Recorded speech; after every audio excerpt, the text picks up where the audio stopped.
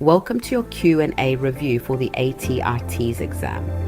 We're working through real exam style questions, the right choice, the wrong ones, and the theory that ties them together. In this video, we'll cover questions on reading and comprehension, mathematics and reasoning, science and anatomy, English and language use, logical thinking. Don't forget, our website has free exam guides and practice questions designed to help you ace your ATI TEAS. You'll find the link right in the description below, so go ahead and check it out. Take advantage of these resources and remember to study smarter, not harder. All right, let's get started. Question 1. The new traffic calming measures on Main Street should be expanded to other streets in the city. Since the measures were installed last spring, traffic accidents on Main Street have dropped by 25%. Which of the following, if true, would most weaken the author's argument? Your options are: A. Accidents have dropped by similar amounts on streets without any measures. B. The measures cost the city $200,000. C. Drivers have complained that the measures slow them down. D. Some neighborhoods have asked for the measures. Which one is it? Pause the video if you need more time.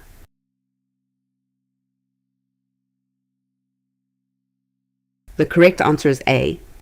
Accidents have dropped by similar amounts on streets without any measures. A is correct because the argument assumes the calming measures caused the drop in accidents. If accidents fell on streets without measures too, the original cause-effect link collapses. Some other factor must explain the citywide decline in accident numbers. B is wrong because cost addresses affordability rather than effectiveness. The argument is about whether the measures should be expanded based on safety results, not whether they fit any particular budget at this time of the year. C is wrong because driver complaints about slower travel are tangential to the safety argument. Slower speeds are often the mechanism behind fewer accidents, so complaints could even support rather than weaken the author's central claim. D is wrong because neighborhood requests would tend to support expansion rather than weaken it. The argument calls for spreading the measures, and demand from other neighborhoods aligns with that recommendation rather than undermining the case. Every argument has a hidden bridge, an unstated assumption that connects the evidence to the conclusion. Before you can weaken or strengthen an argument, you have to find that bridge first. Every argument moves from a premise through an assumption to a conclusion. The premise is the evidence offered. The conclusion is the claim being made.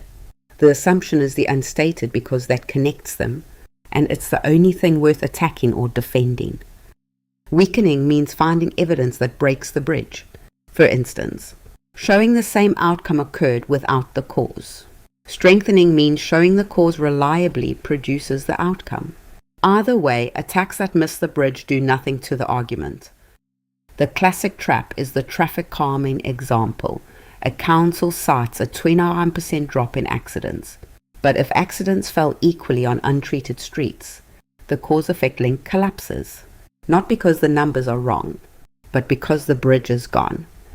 Write the implicit assumption out explicitly before evaluating any evidence. Once you can see the bridge, weakening and strengthening become mechanical, and that skill transfers to health claims, policy cases, and any argument that matters. Question 2. A patient with severely low platelet counts would be expected to experience problems with which physiological process? Your options are: A. Carrying oxygen to tissues. B. Fighting bacterial infections. C. Forming blood clots after injury. D. Maintaining blood pressure. Take a second. Which answer would you pick?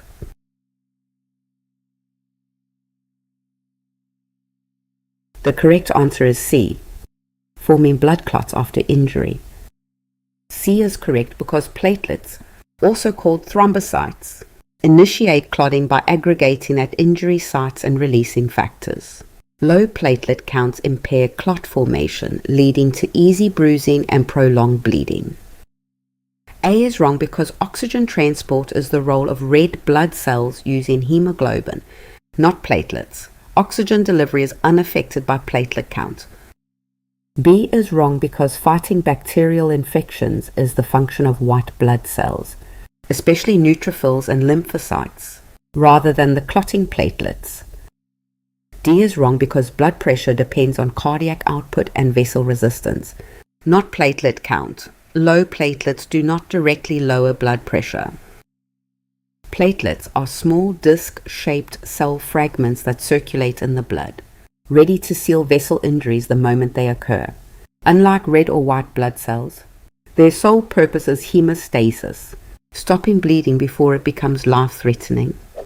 Platelets are actually fragments of cytoplasm shed by large bone marrow cells called megakaryocytes. A healthy adult maintains a platelet count between 150,000 and 450,000 per microliter. When levels drop significantly below that range, the condition is called thrombocytopenia, and the body struggles to stop even minor bleeding. Platelet clotting follows 3 coordinated steps. First, adhesion. Platelets stick to exposed collagen at the injury site, aided by von Willebrand factor. Second, activation. Platelets change shape and release chemicals that recruit more platelets. Third, aggregation. Recruited platelets bind together, forming a soft plug across the breach. Once the platelet plug forms, the slower coagulation cascade produces fibrin, a tough protein mesh that reinforces the plug into a mature, stable clot. This 2-layer system, platelet plug plus fibrin mesh, is what ultimately seals the vessel and halts blood loss. When an exam item mentions clotting, bruising, hemostasis, or thrombocytopenia, platelets are the answer. Oxygen transport points to red blood cells, and infection response points to white blood cells. Keep those 3 roles distinct and you will navigate any hematology question confidently. Question 3. Which sentence uses the correct homophone? Your options are: A. They're going to the conference next week. B. They're going to the conference next week. C. They're going to the conference next week. D. They're going to the conference next week. Before I reveal it, which one do you think is right?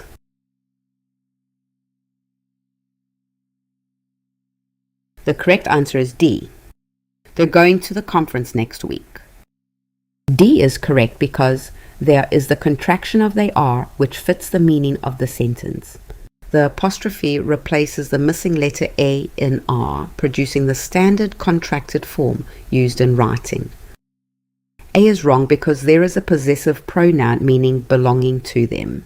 The sentence requires the contraction they are, not the possessive form they're followed by a verb. B is wrong because they refers to a place or serves as an expletive. The sentence needs the contraction they are, which is properly spelled there with an apostrophe inserted. C is wrong because there lacks the required apostrophe. Standard English requires an apostrophe in contractions to replace missing letters, producing the correctly spelled there in formal writing. Homophones are words that sound identical but differ in spelling and meaning. The trio there. And there is one of the most commonly confused sets in English, and one of the most frequently tested. Understanding what each word actually does grammatically is the only reliable way to choose correctly. Each form is a different part of speech. There is a contraction of they are.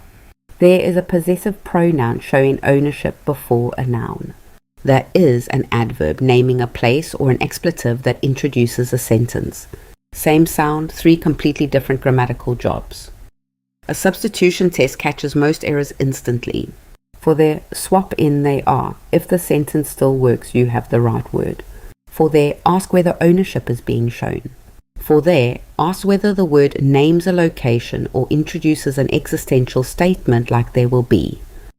Imagine a sentence reads, there are going to be 20 new families. Substituting there immediately reveals the error. There are going to be 20 new families. Sounds off. The sentence needs there an expletive introducing what exists. The substitution test turns an abstract rule into a practical editing tool. A key insight is that every English contraction requires an apostrophe to mark the missing letters. No exceptions. Exam writers often include the misspelling there without an apostrophe, specifically to trap students who rely on sound alone. Recognizing grammatical role plus correct spelling is the only path to the right answer. Question 4. Which organelle is responsible for assembling amino acids into a protein? Your options are A. Ribosome, B. Lysosome, C. Mitochondrion, D. Nucleolus.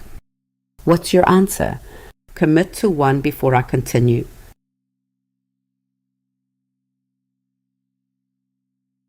The correct answer is A. Ribosome. A is correct because ribosomes are the cellular structures that read messenger RNA codons and link the corresponding amino acids together with peptide bonds. They may float freely in the cytoplasm or attach to the rough endoplasmic reticulum. B is wrong because lysosomes contain digestive enzymes used to break down old organelles, ingested pathogens, and waste products. They are recycling centers and do not synthesize proteins from amino acids inside the cell. C is wrong because mitochondria primarily produce ATP through cellular respiration. While they do have their own small ribosomes, the question asks about the organelle dedicated to general protein assembly itself. D is wrong because the nucleolus is the dense region inside the nucleus where ribosomes are manufactured. The nucleolus assembles ribosome subunits, but does not itself synthesize proteins from amino acids directly. Ribosomes are the molecular machines responsible for building every protein a cell needs. They do this by reading messenger RNA and linking amino acids together, a process called translation. The small subunit binds to messenger RNA at the start codon and the large subunit joins to lock it in place.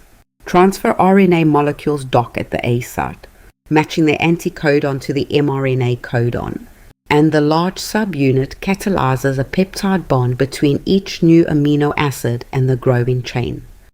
Each cycle has 3 steps. A transfer RNA docks at the A site. A peptide bond forms, adding 1 amino acid to the chain. And then the ribosome translocates by 1 codon so the next tRNA can arrive. This repeats until a stop codon ends the chain. Why does every cell need ribosomes? Because proteins perform nearly every cellular function. Enzymes, antibodies, membrane channels and pumps, and signaling hormones are all proteins. Without continuous protein production, the cell rapidly fails.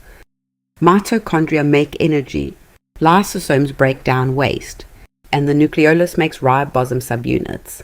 But only ribosomes catalyze the peptide bonds that actually assemble proteins. That distinction is the key to any protein synthesis question. Question 5. A nurse needs to measure body temperature. Which tool is most appropriate? Your options are A. Patch meter, B. Spring scale, C. Thermometer, D. Stopwatch. Pick one. Trust your gut. Here's your chance to test yourself.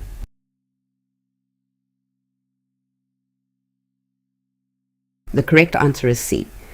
Thermometer. C is correct because a thermometer is designed specifically to measure temperature and remains the standard tool used in clinical and laboratory settings to assess body temperature. A is wrong because a pH meter measures the acidity or basicity of a solution, not the temperature of a body or object. B is wrong because a spring scale measures weight or force from gravity rather than temperature in any setting. D is wrong because a stopwatch measures elapsed time, providing no information about thermal conditions. Temperature is one of the body's most telling vital signs. Understanding which instrument measures it and why is a foundational clinical and laboratory skill. A digital thermometer relies on a thermistor, a component whose electrical resistance changes predictably with temperature. The circuit measures that resistance, applies a calibrated formula, and displays the result in degrees Celsius or Fahrenheit. Normal human core temperature sits at roughly 37 degrees Celsius. Departures in either direction can signal infection, hypothermia, malignant hypothermia, or sepsis, which is why temperature is the first vital sign assessed on most clinical evaluations. Each instrument measures exactly one physical quantity. A pH meter measures acidity, a spring scale measures weight or force, and a stopwatch measures elapsed time. Only the thermometer measures temperature. Matching tool to quantity is the entire skill being tested. Temperature readings vary slightly depending on where they are taken. Rectal temperatures run about half a degree higher than oral, while axillary readings run about half a degree lower. Documenting the measurement site is essential because it affects how the value is clinically interpreted. Question 6. Pulse oximetry uses two wavelengths of light to estimate the percentage of hemoglobin in the blood that is bound to oxygen. The device, which clips onto a finger or earlobe, exploits the fact that oxygenated and deoxygenated hemoglobin absorb light differently. Modern oximeters are non-invasive, fast, and reliable enough that they have become standard equipment in clinical settings. Several factors can affect their accuracy, including poor circulation, dark nail polish, and excessive movement. What is the primary purpose of this passage? Your options are A. To persuade readers that oximeters are necessary at home. B. To instruct readers on how to take a reading. C. To entertain readers with medical history. D. To inform readers about how pulse oximetry works. Which would you go with? Lock it in before the reveal.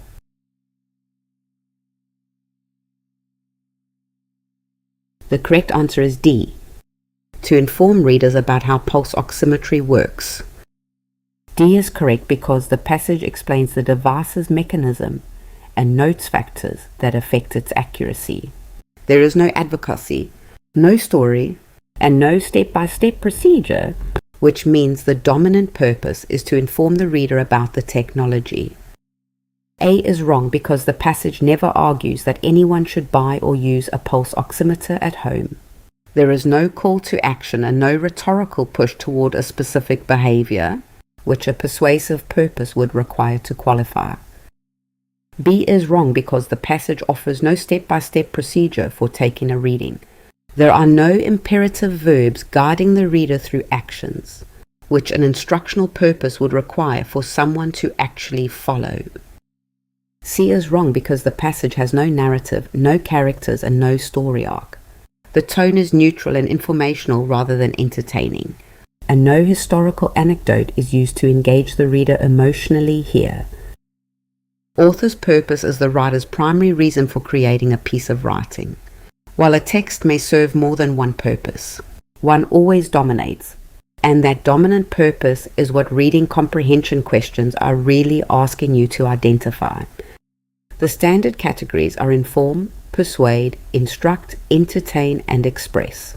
Each has a distinct shape that a careful reader can diagnose, often within the first paragraph or two. Each purpose has signature features. Informational writing presents facts without urging action. Persuasive writing uses should statements and value judgments. Instructional writing uses imperative verbs in sequence. Entertainment writing builds narrative tension and stylistic pleasure. Purpose doesn't just label a text, it tells a reader how to engage with it. Treating persuasive writing as informational, or vice versa, applies the wrong evaluative lens and leads directly to wrong conclusions. The most common trap is fixating on one sentence that hints at a secondary purpose. Instead, ask what the passage mainly does across its full length. The dominant features reveal the dominant purpose, and that's what the question is testing. Question 7. Which activity is most appropriate during the editing stage? Your options are A. Brainstorming new ideas for the topic. B. Fixing a comma splice in a sentence. C. Reorganizing the structure of the essay. D. Identifying the audience for the piece. Don't overthink it. Which one feels right?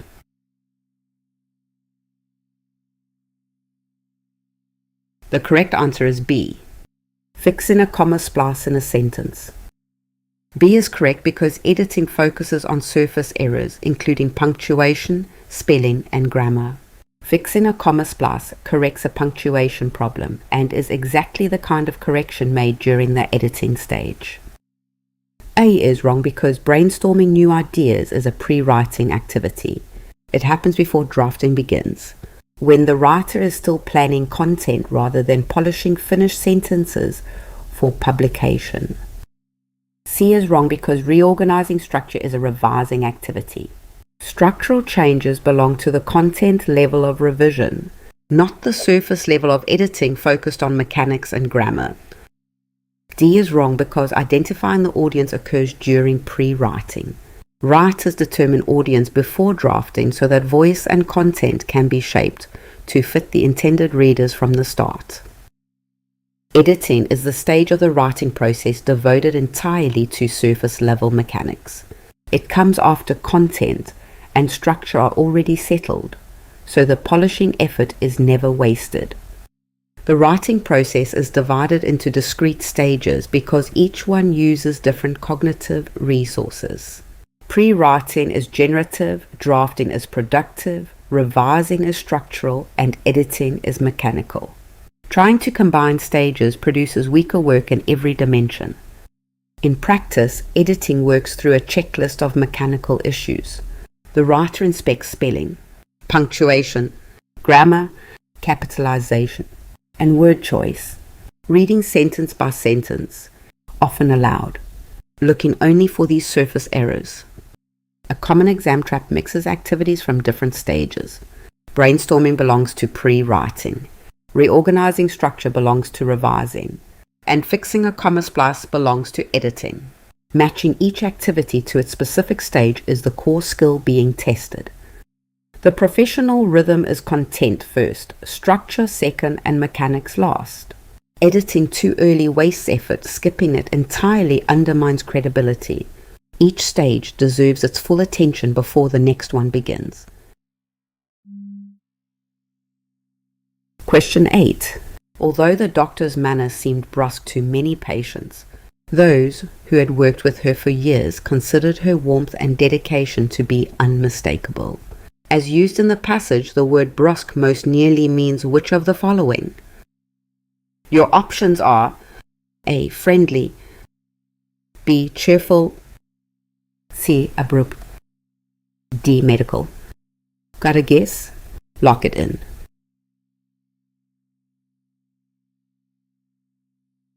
The correct answer is C. Abrupt. C is correct because the contrast word, although signals that brusque, is the opposite of warmth. Abrupt, meaning short or blunt and lacking pleasantries, fits as the opposite of warm. The contrast pattern points clearly to that meaning. A is wrong because friendly is essentially a synonym for warmth, not its opposite. The contrast word, although, requires brusque to oppose warmth, so friendly meaning would defeat the structure of the sentence entirely. B is wrong because cheerful overlaps with warmth and dedication, not with the opposite quality the contrast demands. The author needs a word for what patients perceived before they grew to know the doctor's true warmth in time. D is wrong because medical describes a profession, not a manner. The sentence is about how the doctor came across to patients, which is a question of demeanor and interpersonal style rather than her field of work itself. When you encounter an unfamiliar word, the passage itself usually tells you what it means. Skilled readers don't guess. They use the surrounding sentences to triangulate meaning before ever looking at the answer choices. There are 3 repeatable clue types to look for. Contrast cues, words like although, but, and yet, signal that the unfamiliar word opposes something nearby. Parallel structure pairs the unknown word with similar ones. Definition cues, such as meaning or that is, have the author essentially restate the word's meaning in line. Here is the contrast cue logic at work. The word although sits between brusque and warmth, signaling opposition. Whatever brusque means, it must be roughly the opposite of warm, pointing directly to abrupt or curt. The most common trap is choosing an answer that fits the topic instead of the contrast logic. In a doctor passage, friendly and cheerful sound plausible, but the word although rules them out immediately. Spot the cue first, then test each answer against it, and the right answer falls into place consistently. Question 9. A chemical reaction that releases heat to its surroundings is best described as which of the following? Your options are A. Endothermic, B. Reversible, C. Catalyzed, D. Exothermic. Which one is it? Pause the video if you need more time.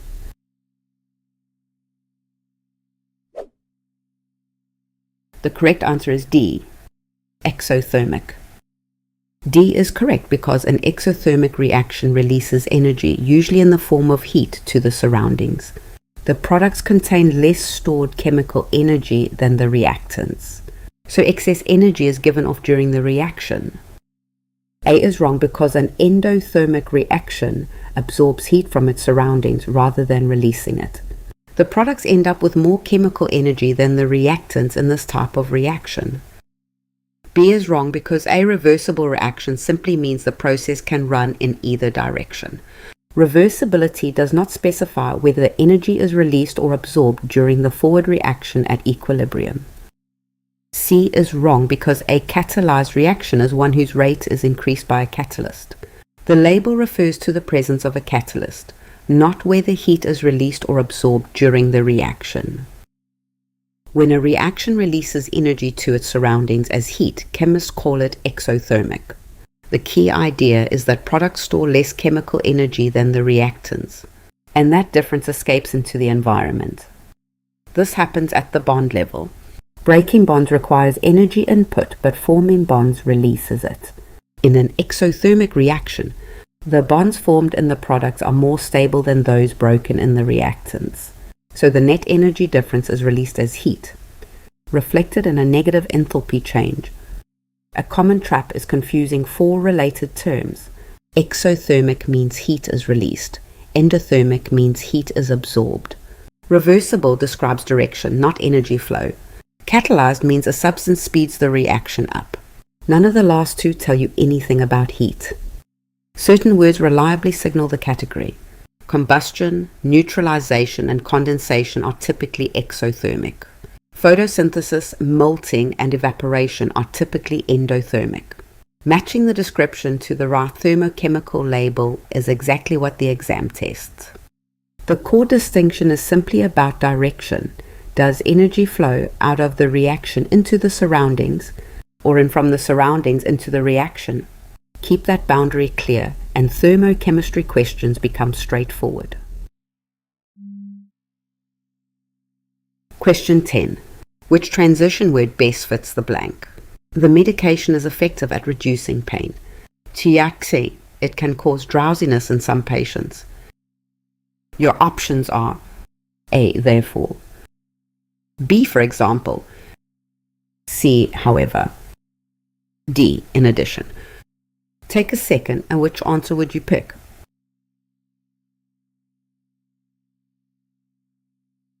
The correct answer is C. However, C is correct because the two sentences express contrasting ideas, a benefit and a drawback. However, signals contrast between the positive effects on pain and the negative side effects of drowsiness experienced by some patients. A is wrong because therefore signals cause an effect, not contrast. The drowsiness side effect is not a result of the medication being effective at reducing pain in this particular sentence pair. B is wrong because, for example, introduces an illustration of the previous sentence. Drowsiness is not an example of pain reduction. It contrasts with the benefit just described in the first sentence. D is wrong because an addition signals more of the same idea. The second sentence introduces a downside.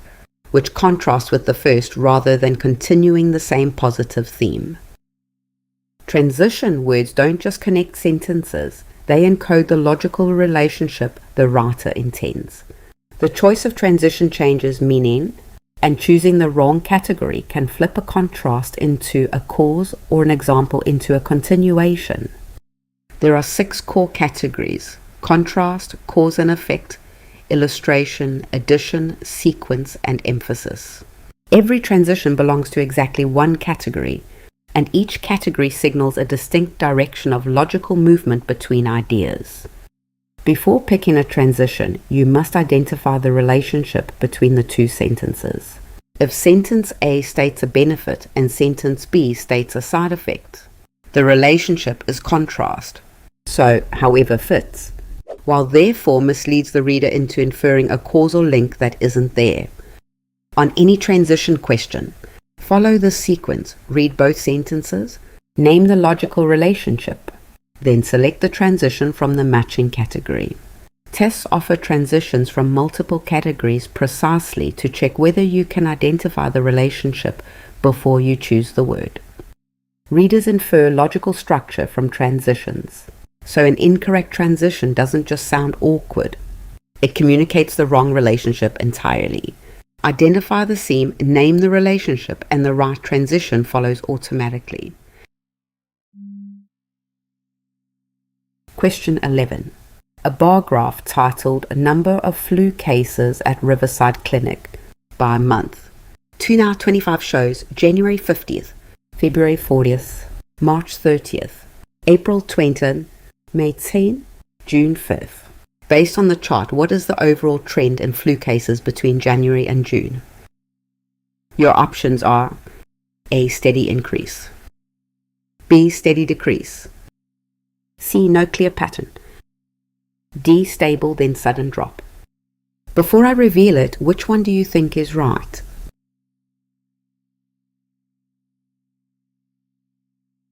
The correct answer is B. Steady decrease. B is correct because each month's value is lower than the previous one, falling from 50 in January to 5 in June. A consistent downward direction across every consecutive month defines a steady decrease in the overall trend shown. A is wrong because the values fall every month. A steady increase would require each successive value to be higher than the previous one, but the chart shows the opposite pattern from January through June. C is wrong because the chart shows a clear, consistent pattern. No clear pattern would describe values that zigzag without direction. Here, every month moves the same way, which defines a clear and predictable trend in the data. D is wrong because the chart never shows stability. Stable, then sudden drop would require flat values followed by a fall, but the values decline gradually and steadily from the very first month onward. When a chart shows values changing over time, the overall direction those values move is called a trend. Identifying the correct trend means looking at the full pattern, not just one dramatic feature. Every trend falls into one of 4 patterns: a steady decrease, a steady increase, a plateau where values stay roughly constant, or an irregular pattern with no clear direction. Naming the dominant pattern across the whole series is the core skill. Consider flu cases dropping from 50 in January to just 5 in June. Each month is lower than the last by roughly the same amount. That consistent downward slope across every consecutive pair is the definition of a steady decrease. The systematic method has 3 steps. List the values in order. Compare each consecutive pair to note whether each step goes up, down, or stays flat. Then summarize the dominant pattern across all those steps. This disciplined approach beats reading a chart by impression. Signal words are your final guide. Steady or gradual means consistent movement in one direction. Sudden flags a sharp short-term shift.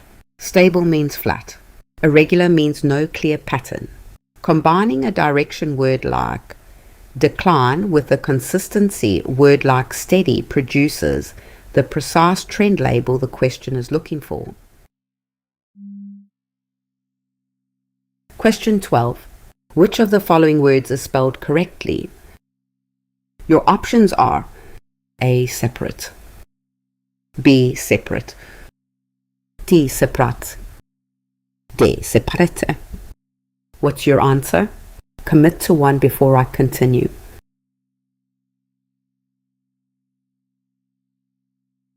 The correct answer is A. Separate. A is correct because separate is spelled with an A between the P and the R, not an E. This word is among the most frequently misspelled in English and must be memorized rather than sounded out phonetically. B is wrong because separate uses an E where an A is required. Many writers spell it phonetically with an E, but the correct standard spelling places an after the P in the middle. C is wrong because separate omits the second A entirely. The correct word contains 4 vowels in the pattern E-A-A-E, producing the standard spelling separate used in academic writing. D is wrong because separate substitutes an E for the second A.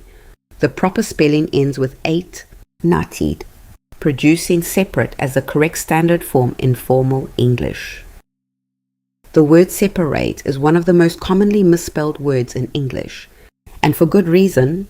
Its middle vowel nearly disappears in casual speech, making the correct spelling feel like a guess. The correct spelling is X-E-P-A-R-A-T-E,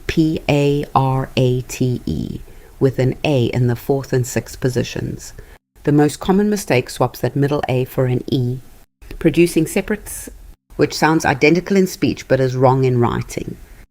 The middle vowel reduces to a neutral schwa in conversational speech, which sounds equally like an A or an E. Because E appears more often in unstressed syllables in English, writers who spell phonetically naturally reach for the wrong letter. 3 techniques help lock in the correct spelling. Visual repetition builds motor memory through handwriting. A mnemonic like a rat and separate anchors both A's visually. And knowing the Latin root separar, which keeps A's throughout, makes the spelling feel rule-based rather than arbitrary. Connecting separate to its Latin origin separar is the most reliable anchor. The vowel pattern stays consistent across separation, separator, and inseparable, so learning the root locks in the spelling across the whole word family. Question 13. Which accessory organ of digestion produces bile that emulsifies fats in the small intestine?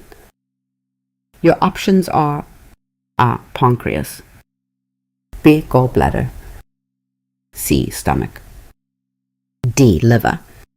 Pick one. Trust your gut. Here's your chance to test yourself.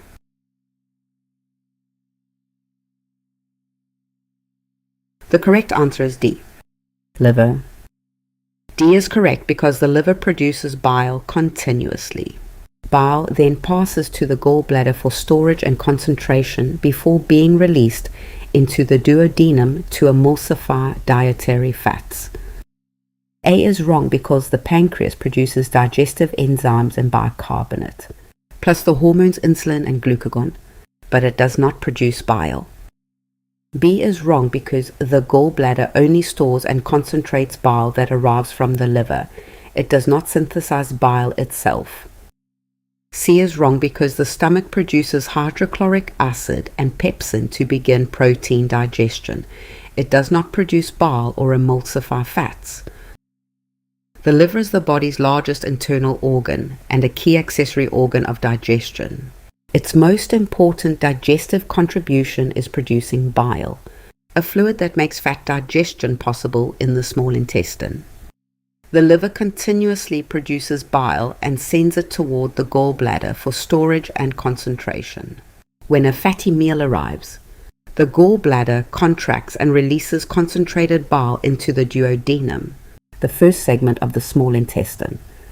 Fats are insoluble in water, so without help they clump into large globules. Bile salts coat fat droplets with a hydrophilic surface, breaking them into many smaller droplets and dramatically increasing the surface area available to pancreatic lipase. 4 organs are tightly linked in fat digestion, each with a distinct role. The liver produces bile, the gallbladder stores it. The pancreas produces lipase. and the small intestine is the actual site where fat digestion and absorption occur. The most common mistake is crediting the gallbladder for making bile simply because it holds the fluid. Remember, production belongs to the liver, storage belongs to the gallbladder. That distinction is the heart of this concept. Question 14. Which process converts a DNA sequence into a complementary RNA molecule? Your options are A. Translation, B. Replication, C. Transcription, D. Mutation. Which would you go with? Lock it in before the reveal.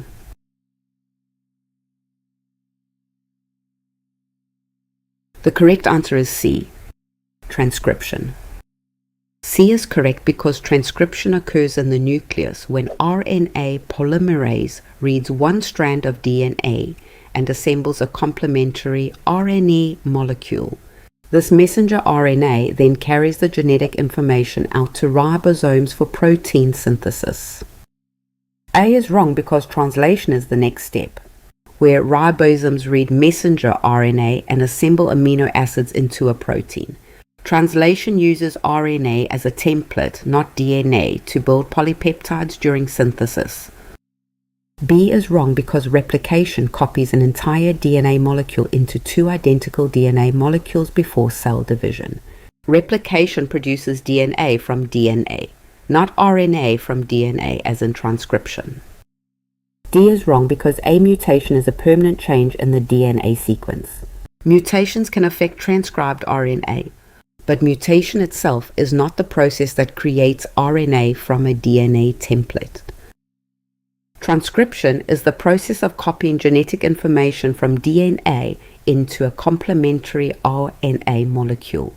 It happens inside the nucleus and is driven by an enzyme called RNA polymerase, which reads the DNA template and assembles a matching strand of RNA. The polymerase docks at a region called the promoter, unwinds the double helix, and moves along the template strand, adding complementary RNA bases one at a time. Uracil pairs with adenine wherever thymine would appear in DNA. Transcription has three stages: initiation, where RNA polymerase binds the promoter and the DNA unwinds; elongation, where the polymerase moves along the template building the RNA chain; and termination, where a stop signal releases the finished RNA and the DNA reforms. The reason cells make an RNA copy first is that DNA must remain safely in the nucleus, while protein synthesis occurs at ribosomes in the cytoplasm. Messenger RNA acts as a temporary working copy, inexpensive, expendable, and small enough to pass through nuclear pores. The classic trap is confusing transcription with three related processes. Translation reads mRNA to build protein. Replication copies an entire DNA molecule before cell division. Mutation is a permanent change in the DNA sequence. Only transcription produces a complementary RNA from a DNA template. Question 15. An alphabetical list of topics with the page numbers where they appear in a book, usually located at the end, is called which of the following? Your options are A. Glossary, B. Table of contents, C. Appendix, D. Index. Don't overthink it. Which one feels right?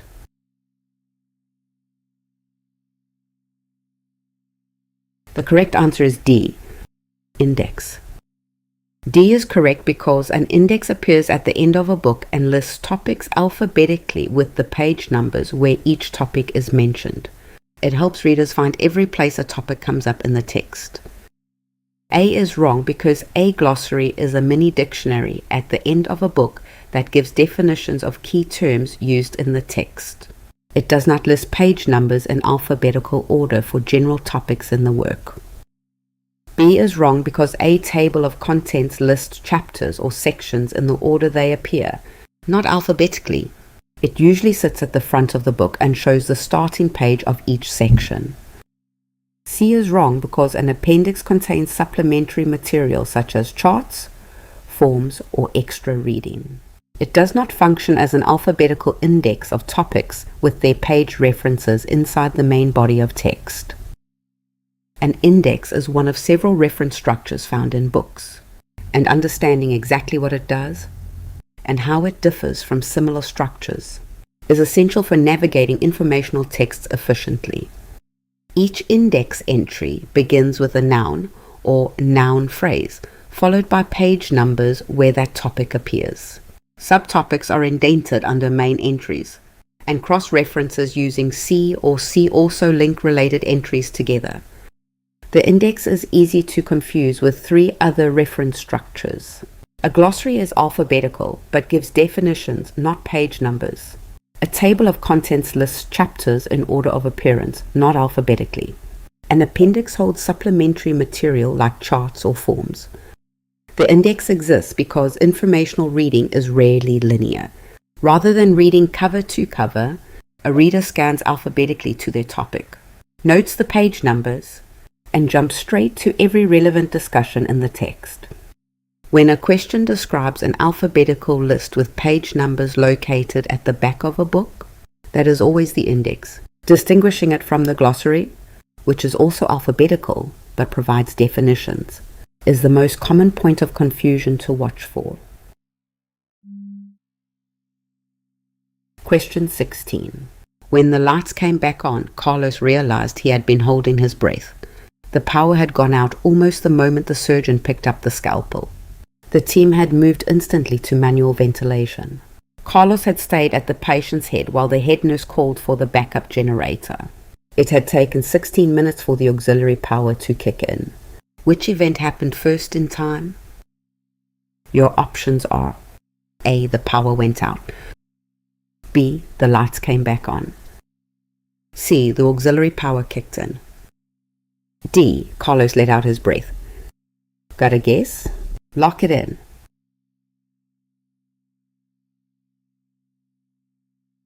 The correct answer is A.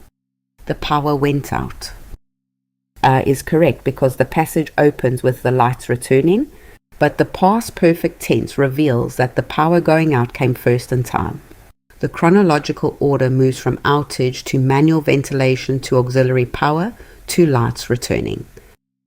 B is wrong because the lights returning is the most recent event in time, not the first. The narrative opens with this moment, but reaches back to describe the earlier events that built up to the eventual restoration of power. C is wrong because the auxiliary power kicking in came after the team had already switched to manual ventilation. It is the third event in chronological order, not the first event in the sequence the passage describes. D is wrong because Carlos let out his breath only after the lights returned. That happens at the very end of the chronology, not at the beginning. It is also the most recent moment described in the passage's events. When authors write narratives, they rarely present events in the order they actually happened. Understanding the difference between narrative order and chronological order is the core skill tested on reading comprehension items like this one. Every narrative passage contains 2 timelines. The narrative order is the author's chosen arrangement, often opening with a dramatic moment. The chronological order is the real-world sequence. When a passage opens late and reaches back, that structure is called a flashback. 3 categories of signal words help you reconstruct chronological order. Past perfect verbs. Had plus a past participle. Mark events that happen before another past event. Time adverbs like before and earlier anchor specific moments. Sequence markers like first and then explicitly label order. Consider a passage that opens with a nurse realizing the lights had come back on.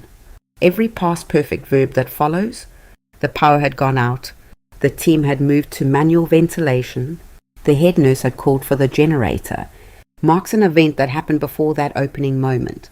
The chronological first event is the power going out, even though the passage presents it last. On a TEAS chronology item, the trap answer is the event presented first in the narrative, not the one that actually happened first. Read the tenses carefully. Locate the past perfect verbs, and you will find the chronologically earliest event, even when the passage buries it in a flashback. Question 17. What does the prefix anti mean as an antibiotic? Your options are A, self, B, within, C, around, D, against. Which one is it? Pause the video if you need more time.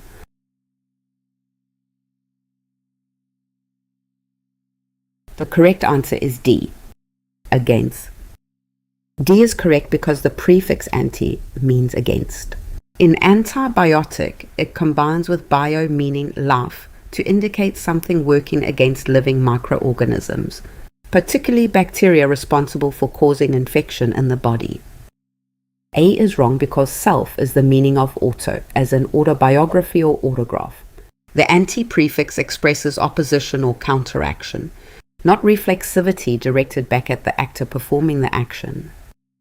B is wrong because within is the meaning of intra or endo, as in intravenous or endoscopy. These prefixes describe interior location, while anti communicates opposition or counteraction towards something else. C is wrong because around is the meaning of peri or circum, as in perimeter or pericardium. The anti-prefix indicates opposition rather than spatial position surrounding a structure or area. The prefix anti is one of the most productive building blocks in medical vocabulary. Understanding it and the prefixes that sound similar unlocks hundreds of clinical terms instantly. Anti simply means against or opposing. It attaches to a root to name something that counteracts whatever that root describes. Antibiotic works against bacterial life. Antiseptic works against decay. And antipyretic works against fever.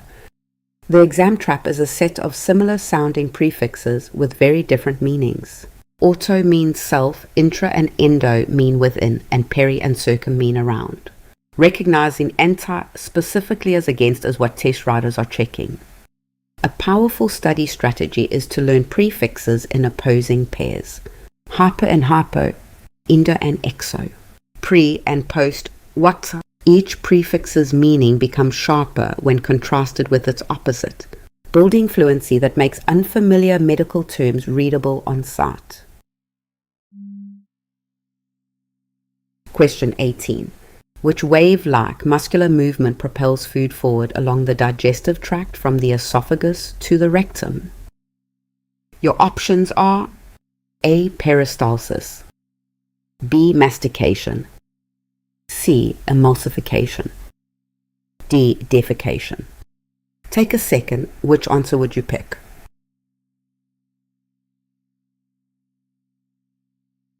The correct answer is A, peristalsis. A is correct because peristalsis is the rhythmic, wave-like contraction of smooth muscle in the digestive tract walls. It steadily moves food from the esophagus through the stomach, intestines, and rectum. B is wrong because mastication is the chewing of food in the mouth. It breaks food mechanically but does not propel it through the entire digestive tract. C is wrong because emulsification is the breakdown of fat globules into smaller droplets by bile, a chemical process unrelated to muscular propulsion. D is wrong because defecation is the elimination of feces from the rectum through the anus, a final event rather than the ongoing transport mechanism. Peristalsis is the automatic, wave-like contraction of smooth muscle that moves food along the entire digestive tract, from the esophagus all the way to the large intestine. It works without any conscious effort on your part. The gut wall contains two smooth muscle layers, an inner circular layer that squeezes behind the bolus, and an outer longitudinal layer that shortens the tube ahead of it. Together, their coordinated contraction produces the peristaltic wave. Peristalsis is driven by three key players: interstitial cells of Kajal, which act as pacemakers generating the electrical rhythm; stretch receptors, which detect food and trigger reflexive contractions; and the enteric nervous system, which coordinates the entire sequence automatically. Exam questions often list all four digestive processes together. Only peristalsis describes wave-like muscular movement propelling food along the entire tract. Mastication is chewing. Emulsification involves bile breaking down fat. And defecation is the elimination of waste. When you see the words wave-like, smooth muscle, or propels food along the tract, that is peristalsis.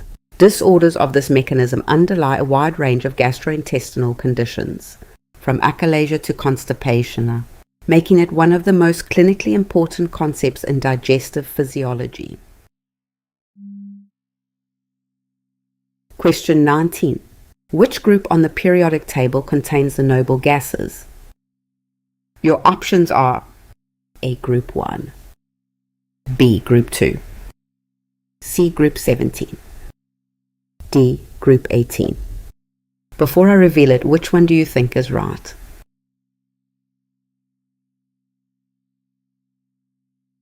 The correct answer is D. Group 18. D is correct because Group 18 contains the noble gases, including helium, neon, argon, krypton, xenon, and radon. These elements have full outer electron shells, which makes them very stable and generally unreactive under normal conditions in chemistry. A is wrong because Group 1 contains the alkali metals such as lithium, sodium, and potassium. These elements are very reactive due to their single valence electron, the opposite of stable noble gases. B is wrong because Group 2 contains the alkaline earth metals such as beryllium, magnesium, and calcium. They have two valence electrons and form positive 2 ions, unlike the unreactive noble gases. C is wrong because Group 17 contains the halogens such as fluorine, chlorine, and bromine. Halogens are highly reactive nonmetals with 7 valence electrons, very different from the unreactive noble gases of Group 18.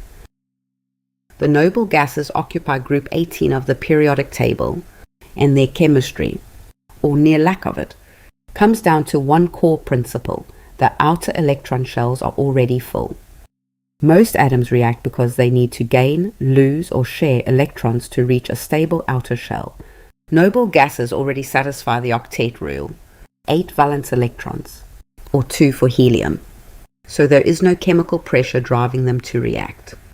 Across the periodic table, reactivity reflects how far an element's outer shell is from being full. Group 1 and Group 2 lose electrons easily. Group 17 gains 1 electron. Group 18 is already complete, so reactivity drops to nearly 0. When you see words like inert, unreactive, stable, or full outer shell, they point to the noble gases. Recognizing the 6 named elements: helium, neon, argon, krypton, xenon, and radon, as Group 18 prevents confusing them with the halogens of Group 17. The noble gases sit at one extreme of the reactivity trend. Their full shells remove every chemical incentive to react, making Group 18 the most stable family on the periodic table. Question 20. Which of the following is the strongest indicator of high-quality scientific evidence? Your options are A. A single dramatic case, B. Results never shared, C. Independent reproducibility, D. A small biased sample. What's your answer? Commit to one before I continue.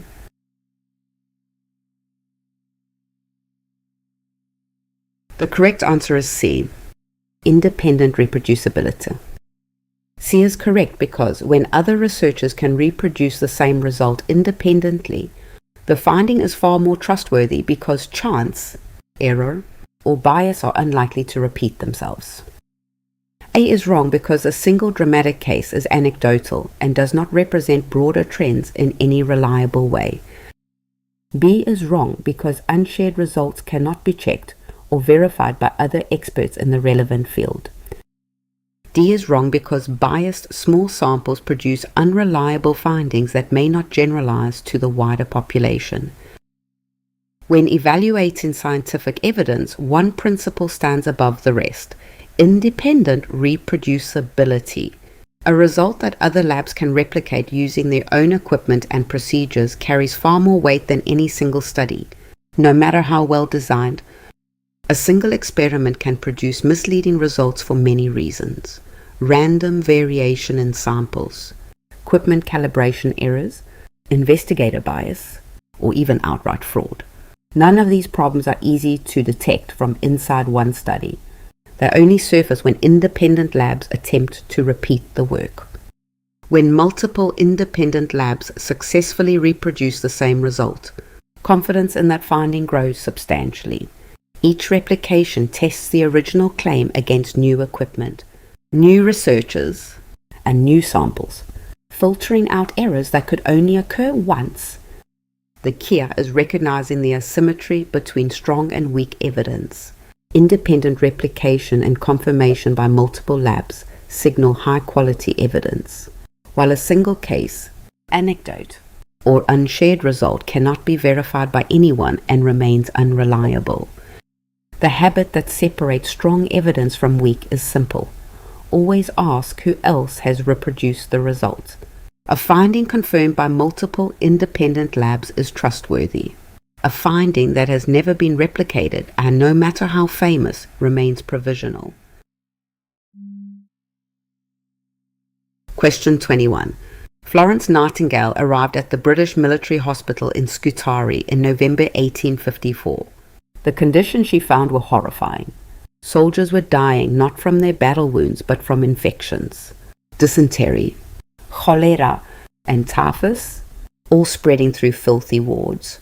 Nightingale and her team scrubbed the wards, organized supplies, and demanded clean linens. When she returned to Britain, Nightingale used data she had carefully collected during the war to argue that sanitation reform was a public health emergency. Her work led to the establishment of formal nursing schools and a permanent shift in how hospitals were run. Which of the following best summarizes the passage? Your options are: A. Nightingale used pie charts to argue for reforms.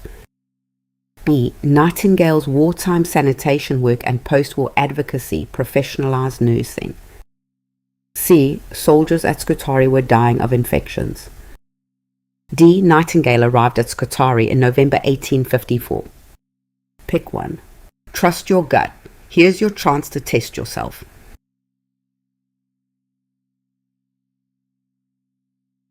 The correct answer is B. Nightingale's wartime sanitation work and post-war advocacy professionalized nursing.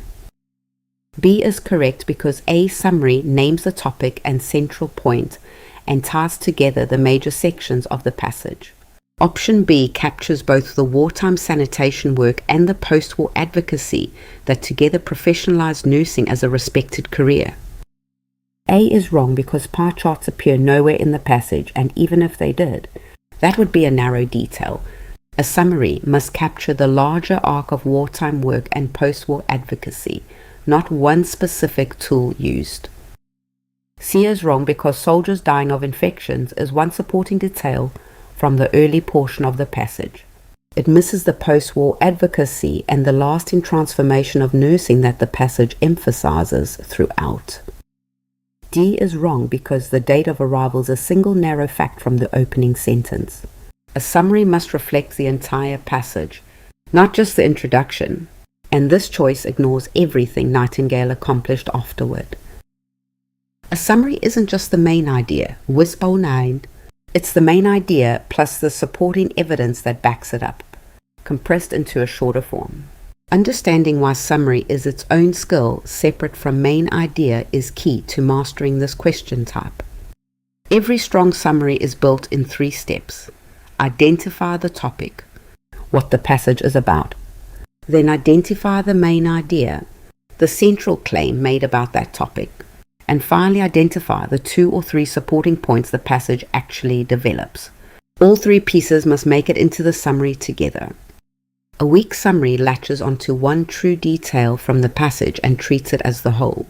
The exam exploits this by making every wrong answer a real detail from the passage, true but partial. Only the answer that integrates topic, claim, and support is the actual summary. On the exam, summary questions use signal words like summarizes, captures the passage, restates, or condenses. Wrong answers feel tempting because they are true, but they zoom in on a single detail without framing the larger argument. The skill is telling the difference between a true detail and a true summary. Train yourself to ask 3 questions every time. What is this about? What is the writer claiming? And what evidence supports it? A summary that answers all 3 is complete. One that answers only one is partial. And that distinction is exactly what the test is measuring. Question 22. Which sentence is punctuated correctly?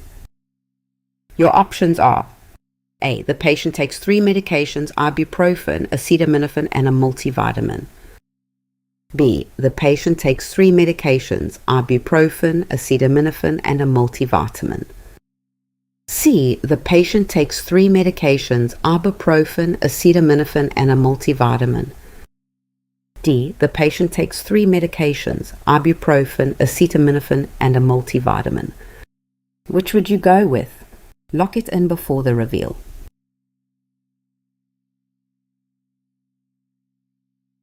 The correct answer is C.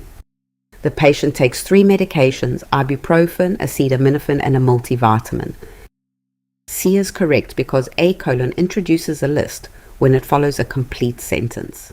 The patient takes 3 medications is independent, so a colon properly precedes the items being listed in the series afterward. A is wrong because A, cannot introduce a list of 3 items in this position. After a complete sentence introducing a list, the proper punctuation is a colon, not a comma instead. B is wrong because semicolons separate independent clauses or items in complex lists with internal commas. They do not introduce simple lists, following a complete introductory sentence in standard usage. D is wrong because the hyphen used here is too short for the role of an am-dash. Standard punctuation for introducing a list after a complete sentence is the colon mark.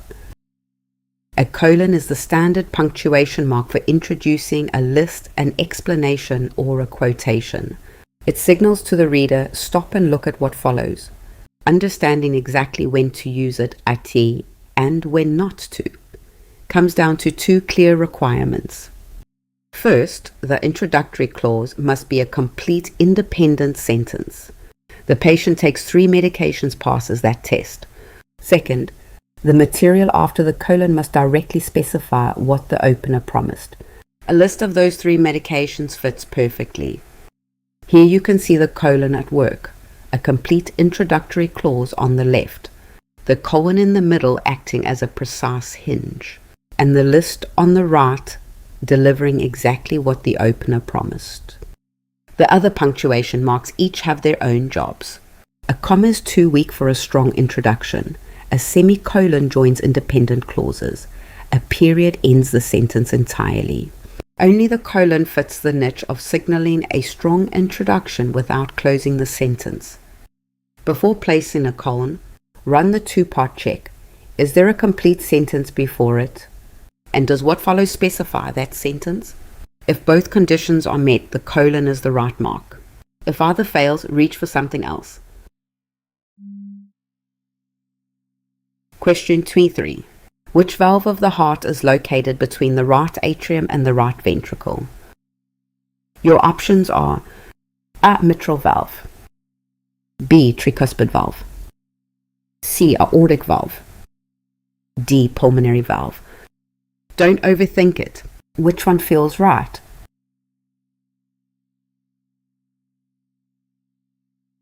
The correct answer is B. Tricuspid valve. B is correct because the tricuspid valve sits between the right atrium and right ventricle.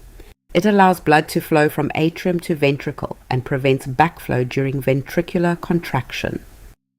A is wrong because the mitral, or bicuspid, valve sits between the left atrium and the left ventricle on the oxygenated side of the heart. C is wrong because the aortic valve sits between the left ventricle and the aorta. It is a semilunar outflow valve, not an atrioventricular valve. D is wrong because the pulmonary valve sits between the right ventricle and the pulmonary artery. It controls outflow rather than the atrium to ventricle opening. The tricuspid valve is one of 4 valves that enforce one-way blood flow through the heart. Understanding how it works and how it fits into the full valve system is essential for any cardiology question. The tricuspid valve has 3 cusps, thin fibrous flaps, anchored to the ventricular wall by chordae tendineae. When ventricular pressure rises during contraction, the cusps snap shut. The chordae prevent them from prolapsing backward into the right atrium.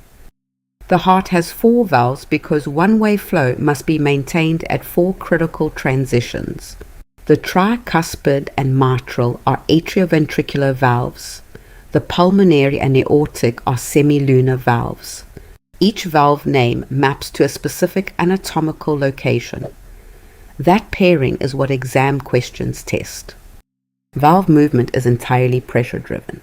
When atrial pressure exceeds ventricular pressure, the tricuspid opens and blood flows in. When the ventricle contracts and its pressure surpasses atrial pressure, the valve snaps shut, sealing the atrium from the surge. On any valve question, the signal words are the chamber names. Right atrium to right ventricle points to the tricuspid every time. Now these 4 location to valve pairings and the entire valve question type becomes straightforward. Question 24. Which of the following describes the change of state from a solid directly to a gas? Your options are A. Vaporization, B. Condensation, C. Deposition, D. Sublimation. Got a guess? Lock it in.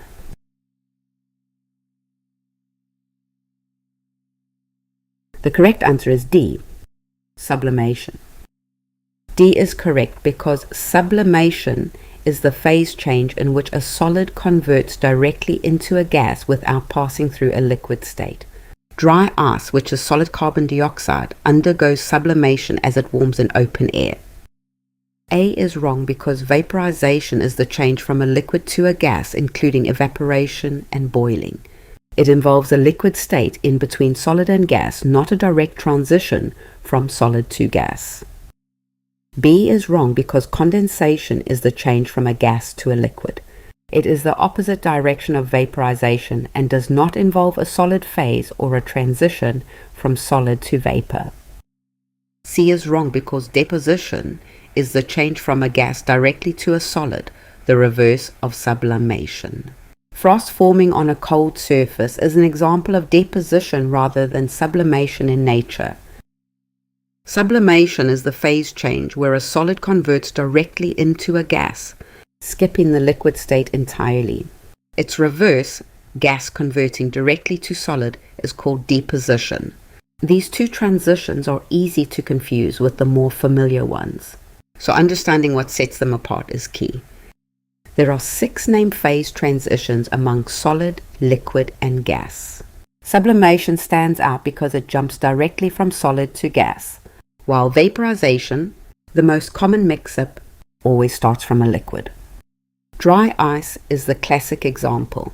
Solid carbon dioxide at roughly negative 78 degrees Celsius. At normal atmospheric pressure, its liquid phase simply cannot exist. So as it warms, it releases carbon dioxide vapor directly, with no liquid ever forming. Every substance has a triple point, a unique temperature and pressure at which all 3 phases coexist. When ambient pressure falls below the triple point, the liquid state cannot exist. Carbon dioxide's triple point sits well above atmospheric pressure, which is exactly why dry ice sublimates instead of melting at room conditions. The exam key is direction. Sublimation goes solid to gas directly. Dry ice, iodine, and naphthalene are your signal examples. If a liquid is involved at any stage, you're looking at melting or vaporization instead. Question 25. Which tool would be most appropriate for measuring the length of a small leaf? Your options are A. Meter stick, B. Long tape measure, C. Metric ruler, D. Heavy engine caliper. Which one is it? Pause the video if you need more time.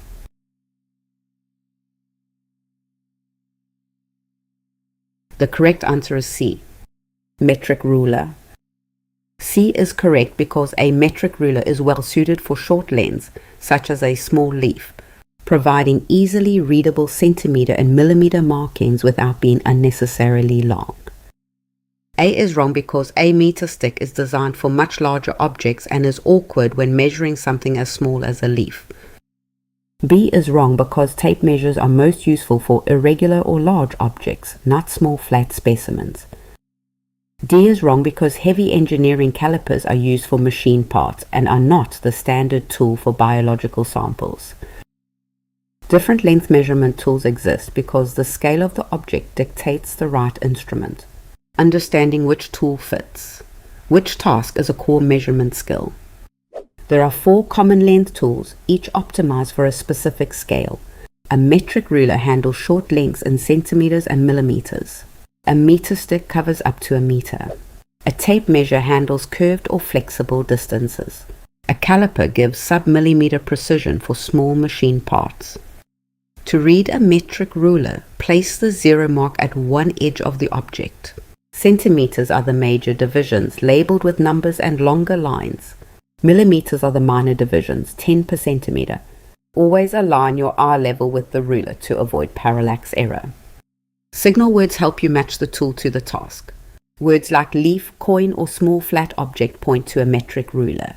A large object up to a meter points to a meter stick. A small machine part needing high precision points to a caliper.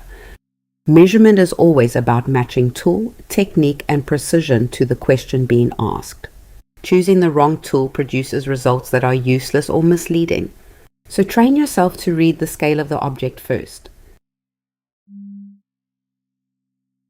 Question 26. Which large artery carries oxygenated blood directly out of the left ventricle to begin systemic circulation? Your options are aorta, B. Pulmonary artery, C. Carotid artery, D. Vena cava. Take a second. Which answer would you pick?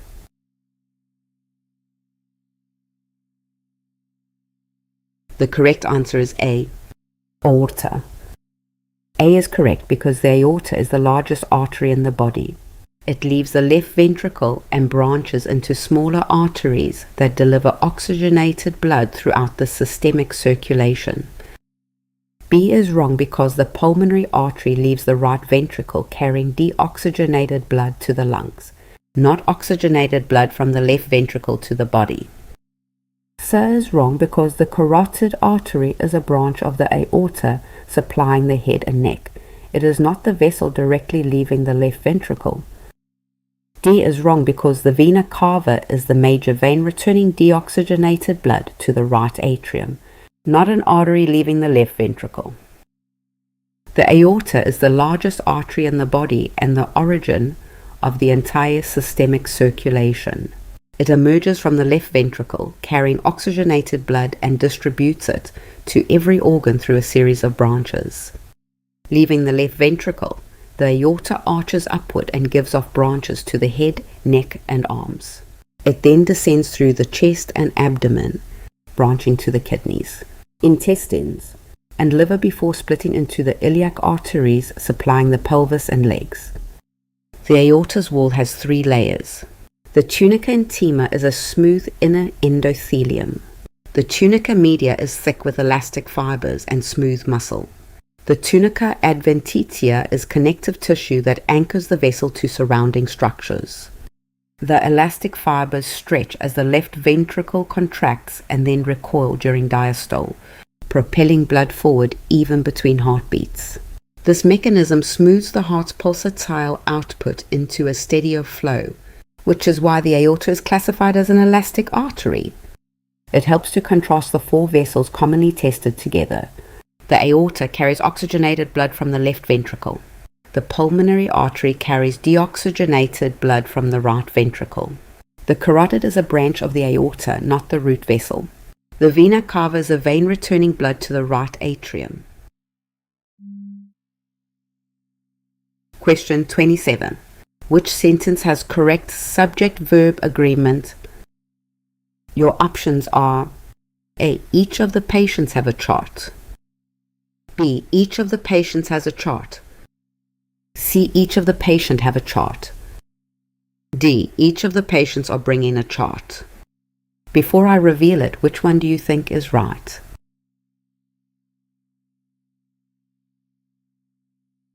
The correct answer is B. Each of the patients has a chart. B is correct because each is a singular indefinite pronoun and takes a singular verb. The phrase of the patients is a prepositional phrase that does not change the singular nature of the subject each.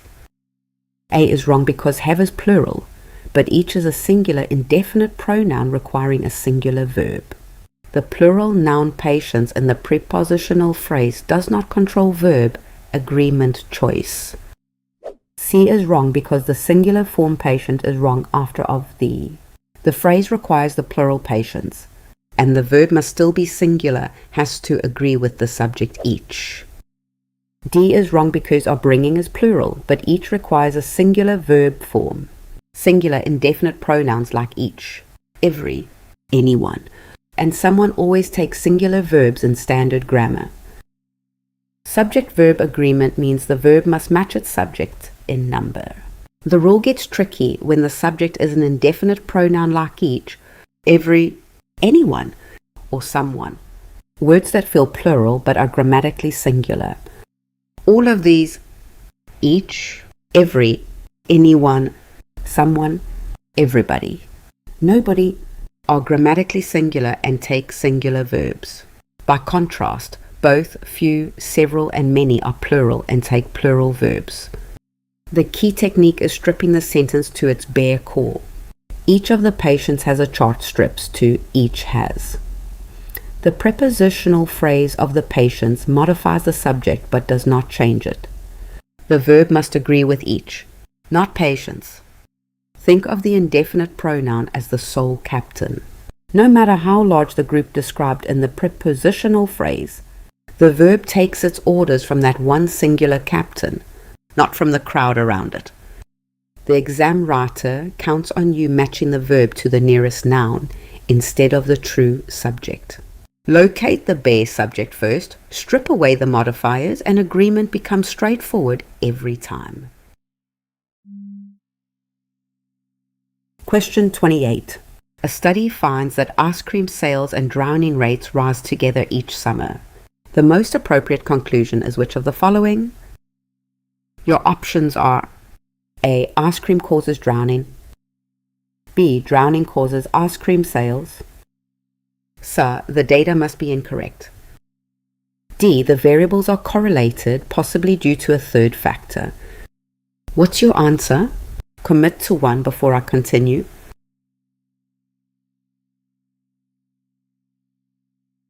The correct answer is D.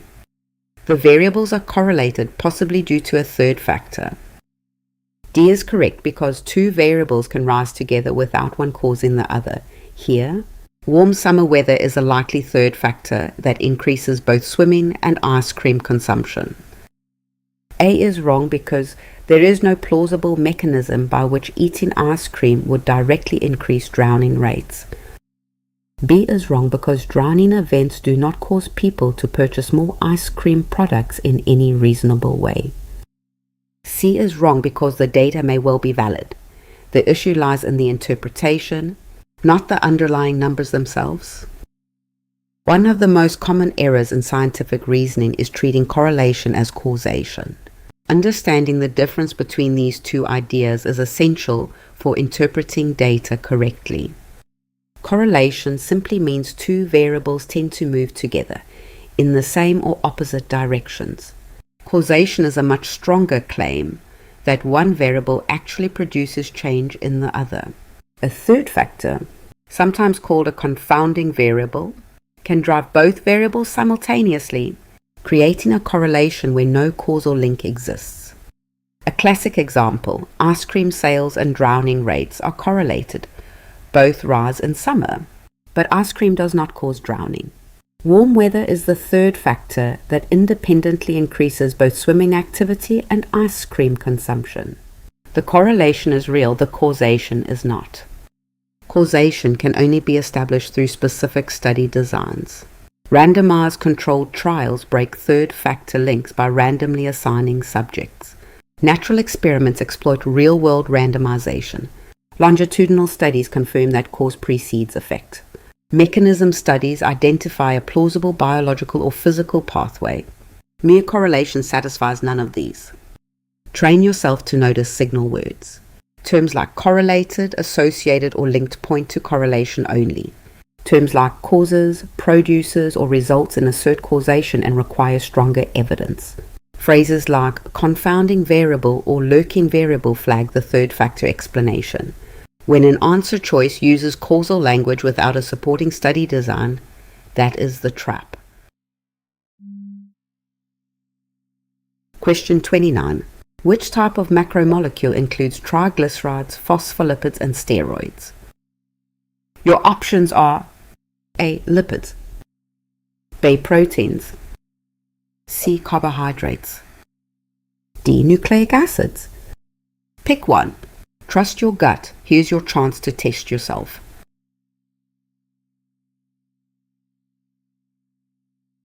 The correct answer is A. Lipids. A is correct because lipids include triglycerides, phospholipids, and steroids. They are characterized by being insoluble in water and play roles in energy storage, forming cell membranes, and serving as precursors to certain hormones such as testosterone and estrogen. B is wrong because proteins are made of amino acids linked by peptide bonds. They serve as enzymes, antibodies, and structural components, but do not include triglycerides, phospholipids, or steroids in their classification. C is wrong because carbohydrates include sugars and polysaccharides such as starch, glycogen, and cellulose. Carbohydrates are made of carbon, hydrogen, and oxygen in a different ratio and are not lipids in any way. D is wrong because nucleic acids include DNA and RNA, which store and transmit genetic information. They are made of nucleotides, not fatty acids and glycerol or fused carbon ring structures of steroids. Lipids are one of the four major biological macromolecule classes, defined not by a single building block but by a shared chemical property. They are insoluble in water. This water insolubility arises from their hydrocarbon-rich structures, which are non-polar and repel the polar water environment of cells. Lipids fall into three major subclasses: triglycerides, which store energy as fats and oils, phospholipids, which build cell membranes, and steroids, which include cholesterol and hormones like testosterone and estrogen. Despite their structural differences, all three share hydrocarbon-rich composition and water insolubility. Structurally, a triglyceride has three fatty acid chains on a glycerol backbone. A phospholipid replaces one fatty acid with a phosphate head group, making it amphipathic, with both water-loving and water-fearing regions. A steroid looks entirely different. Four fused carbon rings form its core skeleton, shared by cholesterol, testosterone, estrogen, and cortisol. Each subclass exploits water insolubility differently. Triglycerides pack dense energy per gram precisely because their water-free structure is more compact than carbohydrates. Phospholipids self-assemble into bilayers with heads facing water and tails facing inward. Steroid hormones cross cell membranes freely because their lipid nature lets them pass through the bilayer without channels. The key to identifying any lipid is recognizing the shared chemical theme, hydrocarbon-rich structure and water insolubility. Whether you see triglycerides, phospholipids, or steroids on an exam, that common property is what places them all in the lipid class, even when their individual structures look completely different. Question 30. Which statement best describes the difference between a hypothesis and a theory? Your options are A. Hypotheses are proven, theories are guesses. B. Hypotheses describe laws, theories describe facts. C. Hypotheses and theories mean the same thing. D. Hypotheses are testable proposals, theories are explanations. Which would you go with? Lock it in before the reveal.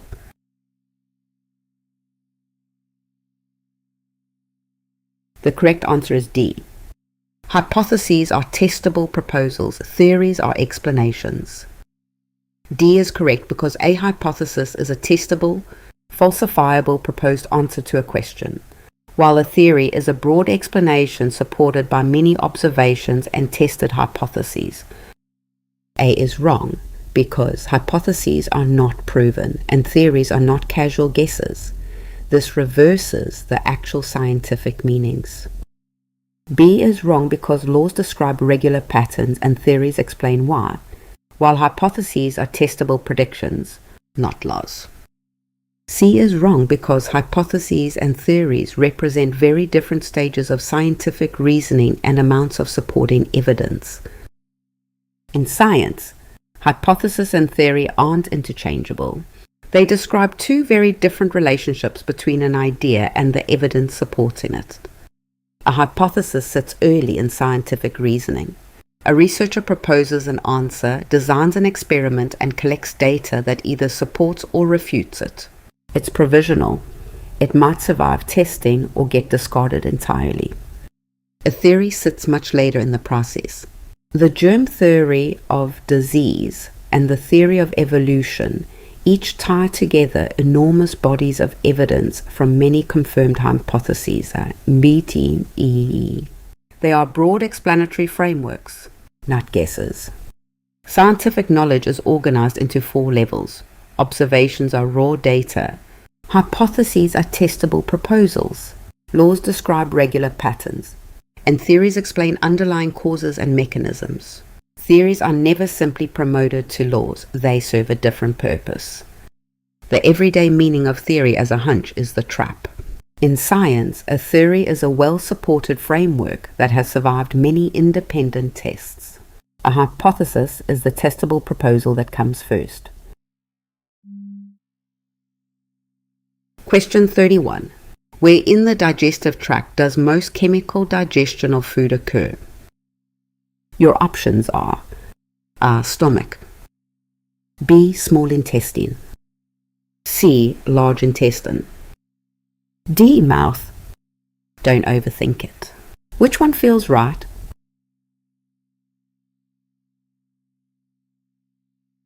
The correct answer is B. Small intestine. B is correct because most chemical digestion happens in the small intestine, especially the duodenum. Pancreatic enzymes and bile complete the breakdown of carbohydrates, proteins, and fats into absorbable molecules.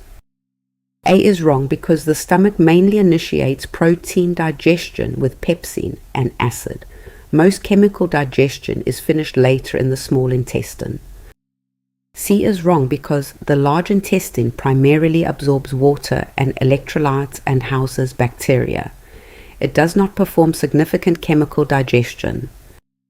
D is wrong because the mouth begins only carbohydrate digestion through salivary amylase. The bulk of chemical digestion occurs much further along. Most chemical digestion happens in the small intestine, not the stomach. The stomach's role is early protein breakdown and mechanical mixing. The real enzymatic work begins once chyma enters the duodenum.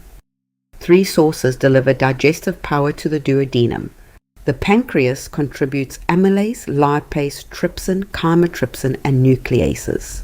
The liver and gallbladder supply bile, while the intestinal brush border adds its own enzymes to complete final breakdown. Structurally, the pancreatic duct and common bile duct both empty at the same point in the duodenum. This convergence is why the duodenum is the most enzyme-rich environment in the entire digestive tract. Each segment owns specific tasks. The mouth begins carbohydrate digestion. The stomach handles early protein digestion and acidification. The small intestine completes chemical digestion and absorption. The large intestine reclaims water, not a digestion side at all. Students often default to the stomach because it feels synonymous with digestion, but carbohydrates and fat digestion are almost entirely small intestinal events, and even protein digestion is completed there. When in doubt, the small intestine owns the chemistry. Question 32.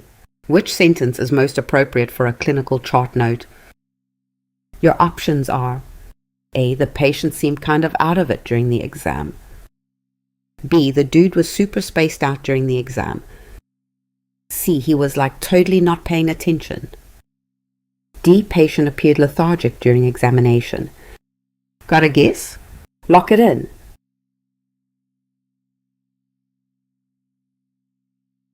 The correct answer is D. Patient appeared lethargic during examination. D is correct because a clinical chart note requires formal, concise, professional language. The phrase patient appeared lethargic during examination uses precise clinical vocabulary appropriate for medical documentation read by other healthcare providers reviewing the case. A is wrong because kind of out of it is vague colloquial language. Clinical documentation must be precise. Lethargic conveys a specific clinical observation, while out of it is imprecise and informal. B is wrong because dude and super spaced out are slang inappropriate for clinical documentation. Chart notes require formal professional language that other clinicians can interpret precisely without ambiguity in the record. C is wrong because the use of like as a filler word and totally as informal emphasis violates the formal register required in medical charting. This phrasing belongs to casual spoken speech only. Clinical documentation lives in a specific language register, so we states, one built for precision, shared meaning, and legal accountability. Understanding why that register exists helps you recognize it instantly on the exam and apply it on the floor. Register is the idea that language shifts to fit its audience and purpose. Casual conversation, academic writing, and legal writing each occupy a different register. Clinical documentation sits in the precision and specificity register. Tarse, focused, and built from terms every clinician shares. Specific clinical terms carry agreed meanings that travel reliably between clinicians. Lethargic, somnolent, and stuporous each describe a distinct level of responsiveness, no guessing required. Vague phrases like out of it or seems okay carry no actionable information for the next provider. Consider how precise clinical vocabulary handles just one concept.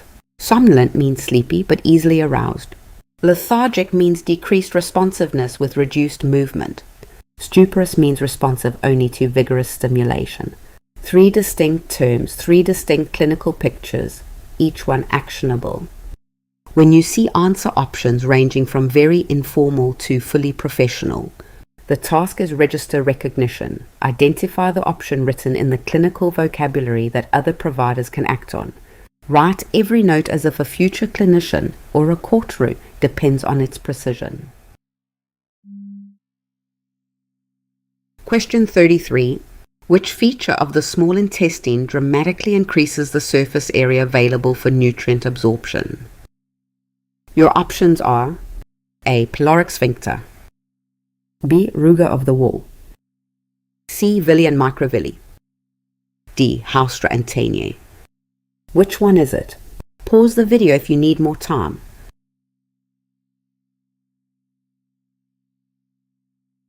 The correct answer is C.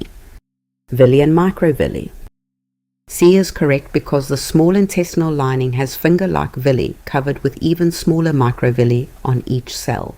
Together they enormously increase surface area, maximizing absorption of digested nutrients into the blood. A is wrong because the pyloric sphincter is a muscular ring that controls passage of chyme from the stomach to the duodenum, not a structure increasing surface area. B is wrong because rugae are the folds inside the stomach wall that allow it to stretch with food. They are not the absorption-enhancing folds of the intestine. D is wrong because Haustra and Tenier coli are anatomical features of the large intestine. They shape the colon, but do not produce villi for absorption. The small intestine achieves remarkable nutrient absorption through a series of stacked geometric tricks that multiply its effective surface area roughly 600 times compared to a plain, smooth tube. Each villus is a finger-like projection about 1 millimeter tall, covered by absorptive cells whose tips bristle with even tinier microvilli, forming the brush border. Inside every villus run capillaries for water-soluble nutrients and a lacteal for fats. Surface area amplification comes from 3 stacked levels. Circular folds triple the area. Villi multiply 10-fold more. Microvilli at another 20-fold, together reaching that 600-fold total, equivalent to roughly 250 square meters. That 250 square meters of absorptive membrane, the size of a tennis court, is why the small intestine can absorb virtually all the nutrients from a meal. Absorption rate scales directly with available contact surface. This is why diseases like celiac disease, which destroy villi, cause malabsorption. Without the surface architecture, even a 6-meter intestine cannot do its job. Question 34. A nurse warms a vial of medication before mixing it into solution. Which factor most directly speeds up dissolving? Your options are A. Pressure, B. Solute polarity, C. Solvent volume, D. Temperature. Take a second. Which answer would you pick?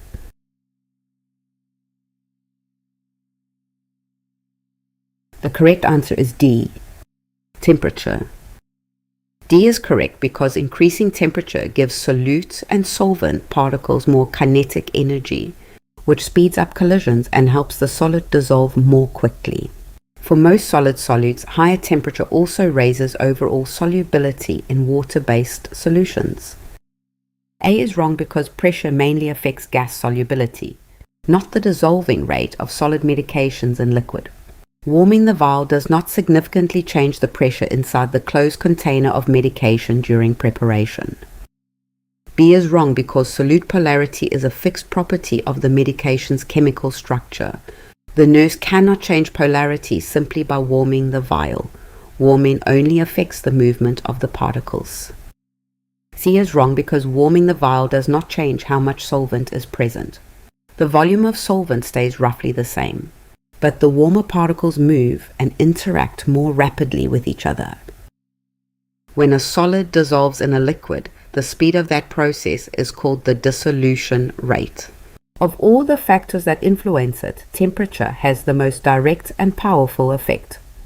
At the molecular level, solvent molecules must collide with the solid surface, weaken the lattice bonds holding it together, and carry individual solid particles away into solution. Every one of these steps is driven by molecular collisions. Dissolution follows 3 molecular events. Solvent molecules approach and orient at the solid surface.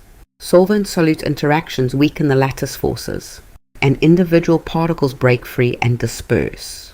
Temperature accelerates all 3 steps by increasing collision frequency and energy. It is important to distinguish temperature from the other options. Pressure governs gas solubility. Polarity is a fixed molecular property. Solvent volume affects how much can dissolve, not how fast. Only temperature changes the kinetic energy that directly drives dissolution rate. Think of a nurse reconstituting a powdered medication. A warm vial dissolves in seconds while a cold one takes minutes. Temperature is the single factor that changes molecular energy and speeds dissolution, making it the most direct rate driver tested on the exam. Question 35. A researcher concludes that a treatment works after observing one patient improve. What is the main weakness of this reasoning? Your options are A. Hasty generalization, B. Deductive reasoning, C. Peer review, D. Reproducibility. Before I reveal it, which one do you think is right?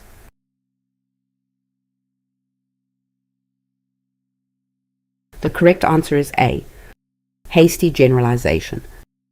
A is correct because drawing a sweeping conclusion from a single example is a hasty generalization, because one observation cannot reliably represent the broader population of patients receiving the treatment. B is wrong because deductive reasoning moves from a general principle to a specific case rather than generalizing from a single instance. C is wrong because peer review is a quality strengthener, not a logical flaw in this conclusion. D is wrong because reproducibility describes a strength of evidence and is not the flaw demonstrated by a single case. A hasty generalization happens when someone draws a broad conclusion from a single case or a small, unrepresentative sample. Understanding why this error is so common and how to spot it is the core skill here. Single dramatic cases stick in memory while statistical patterns fade.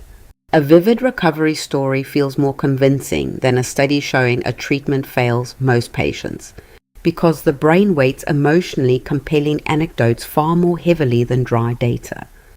Sound generalization rests on three things: a large sample size, a representative sample that actually matches the population you're concluding about, and statistical methods like confidence intervals to quantify how much weight the evidence can carry. A single case report cannot establish that a treatment works in general. Only a study with many patients across multiple sites, a truly representative sample, provides enough evidence to support a broader clinical claim.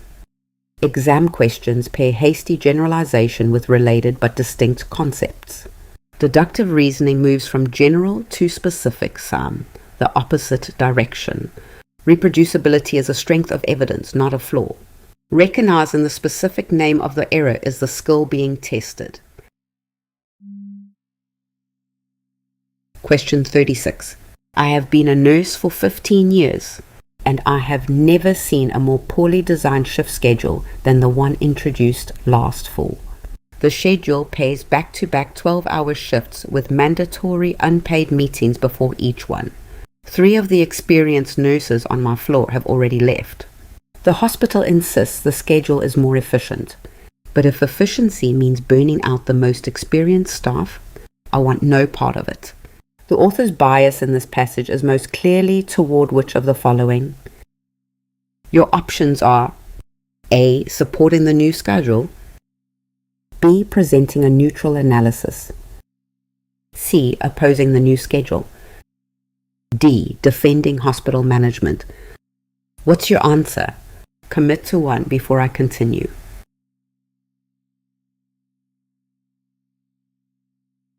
The correct answer is C. Opposing the new schedule.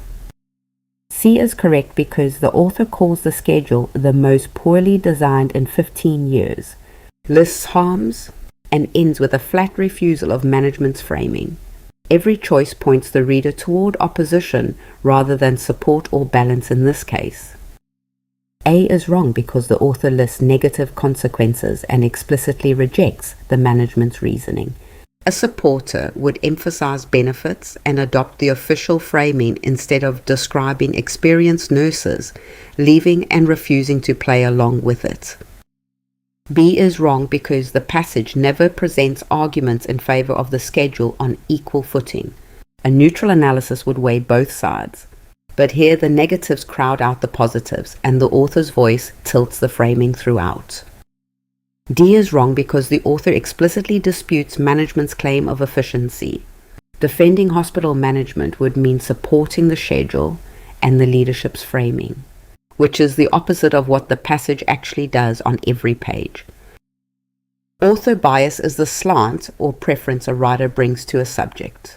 Unlike neutral reporting, biased writing selects evidence, shapes language, and structures arguments to favor one side, and the bias doesn't have to be stated out loud to be real.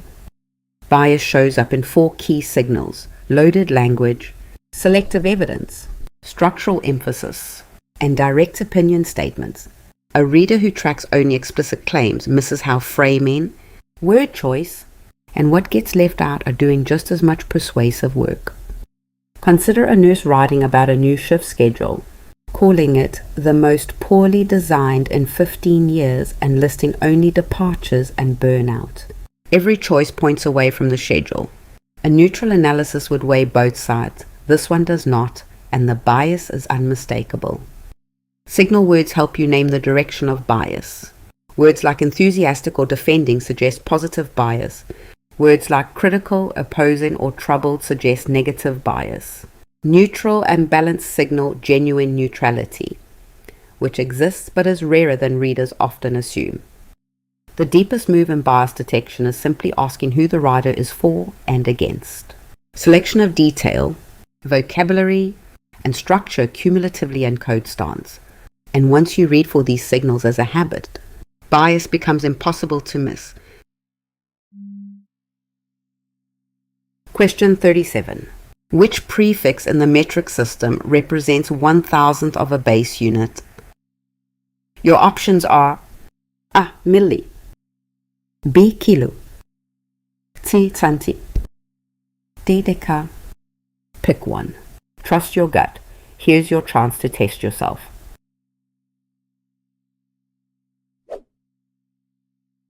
The correct answer is A. Milli. A is correct because the prefix milli means 1,000th, so 1 milligram equals 1,000th of a gram, and 1 milliliter equals 1,000th of a liter. B is wrong because kilo represents 1,000 times a base unit, the opposite scale of the milli prefix. C is wrong because centi represents 100th of a base unit, a larger fraction than 1,000th. D is wrong because deca represents 10 times a base unit, not a smaller fraction of it. The metric prefix milli means exactly 1,000th of a base unit. This single rule applies consistently across every unit in the metric system, making it a powerful tool in clinical and laboratory math. Whether you're working with mass, volume, or length, milli divides the base unit by 1,000. Milligrams, milliliters, and millimeters are the most common forms you'll encounter in clinical settings. Milli sits at the first major step below the base unit. Neighboring prefixes like centi and deci are easy to confuse because they also describe fractions, while kilo sits on the opposite side scaling upward by 1,000. Every metric prefix maps to a power of 10. Milli equals 10 to the negative third, which means converting grams to milligrams is simply a 3-place decimal shift to the right. No memorized conversion factor needed. The most common trap is treating milli as vaguely small rather than precisely 1,000th. Locking in milli as 10 to the negative third keeps your clinical calculations accurate every time. Question 38. A patient cannot produce sufficient pepsin. The chemical digestion of which nutrient class will be most directly affected first? Your options are A. Carbohydrates, B. Lipids, C. Nucleic acids, D. Proteins. Which would you go with? Lock it in before the reveal.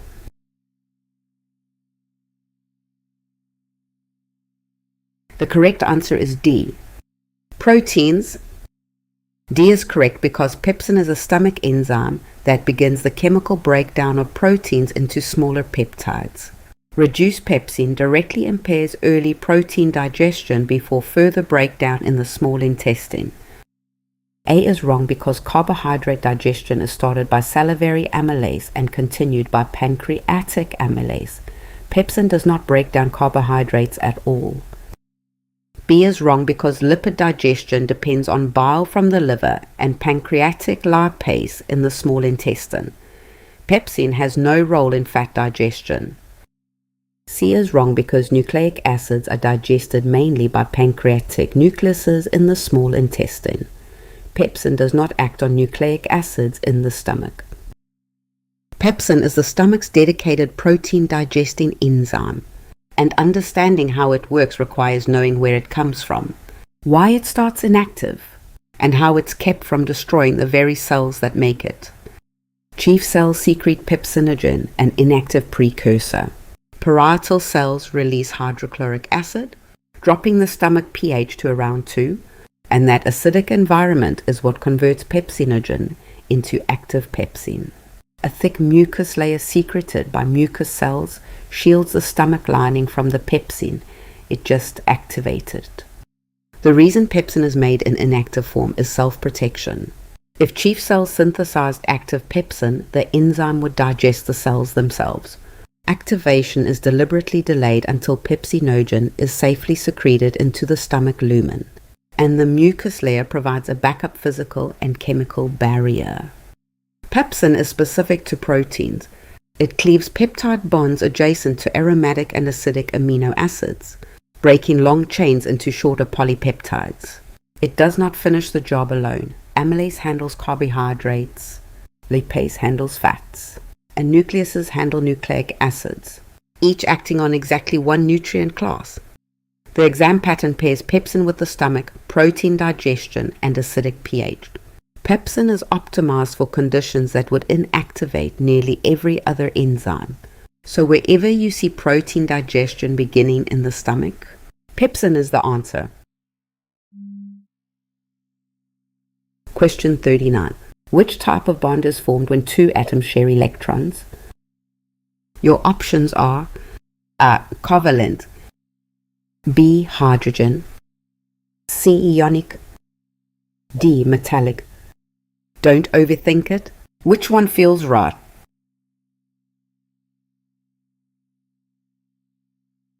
The correct answer is A, covalent. A is correct because a covalent bond forms when two atoms share one or more pairs of electrons. This bonding is common between two nonmetals and produces molecules such as water, oxygen gas, and carbon dioxide in nature and biology. B is wrong because hydrogen bonds are weak attractions between a hydrogen atom and an electronegative atom in another molecule. They are intermolecular forces rather than true bonds formed by direct electron sharing in molecules.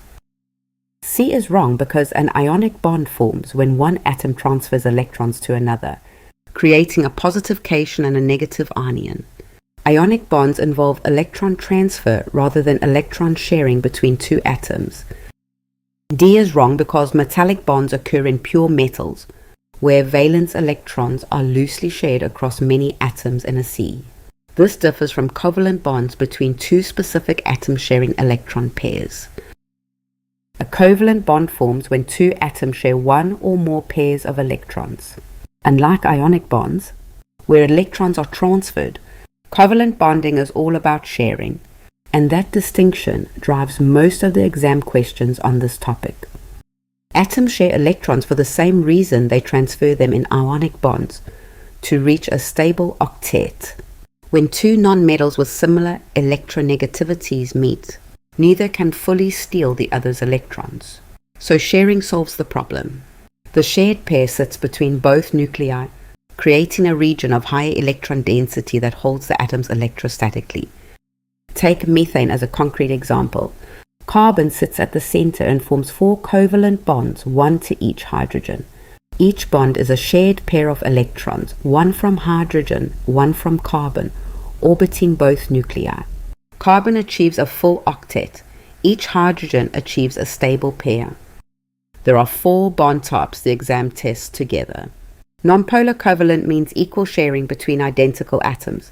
Polar covalent means unequal sharing when electronegativities differ slightly. Ionic means electrons are fully transferred, not shared. And hydrogen bonds are weak intermolecular attractions, not bonds within a molecule at all. When you see share electrons or shared pair, that's covalent. When you see transfer, cation or anion, that's ionic. Matching the description to the correct bond type is the entire exam pattern. And covalent bonding is the foundation of virtually every molecule in biochemistry. Question 40. Reasoning that begins with a general principle and applies it to a specific case is best described as which of the following? Your options are A. Inductive reasoning, B. Deductive reasoning, C. Anecdotal reasoning, D. Random reasoning. Got a guess? Lock it in.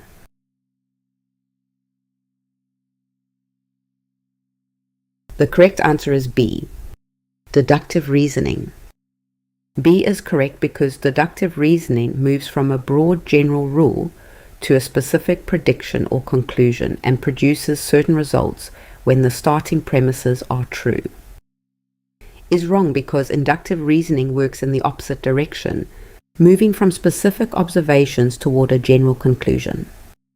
C is wrong because anecdotal reasoning relies on individual stories or single cases rather than on general principles. D is wrong because random reasoning is not a recognized scientific method for moving between premises and conclusions. Deductive reasoning is a foundational thinking tool that moves from a general principle down to a specific, guaranteed conclusion, understanding how it works up and how it differs from other reasoning forms, is essential for scientific, mathematical, and clinical thinking. The classic example captures the structure perfectly. Start with a general principle. All humans are mortal. Apply it to a specific case. Socrates is human. The conclusion, Socrates is mortal, follows necessarily. If the premises are true, the conclusion cannot be false. Deduction powers reasoning across disciplines.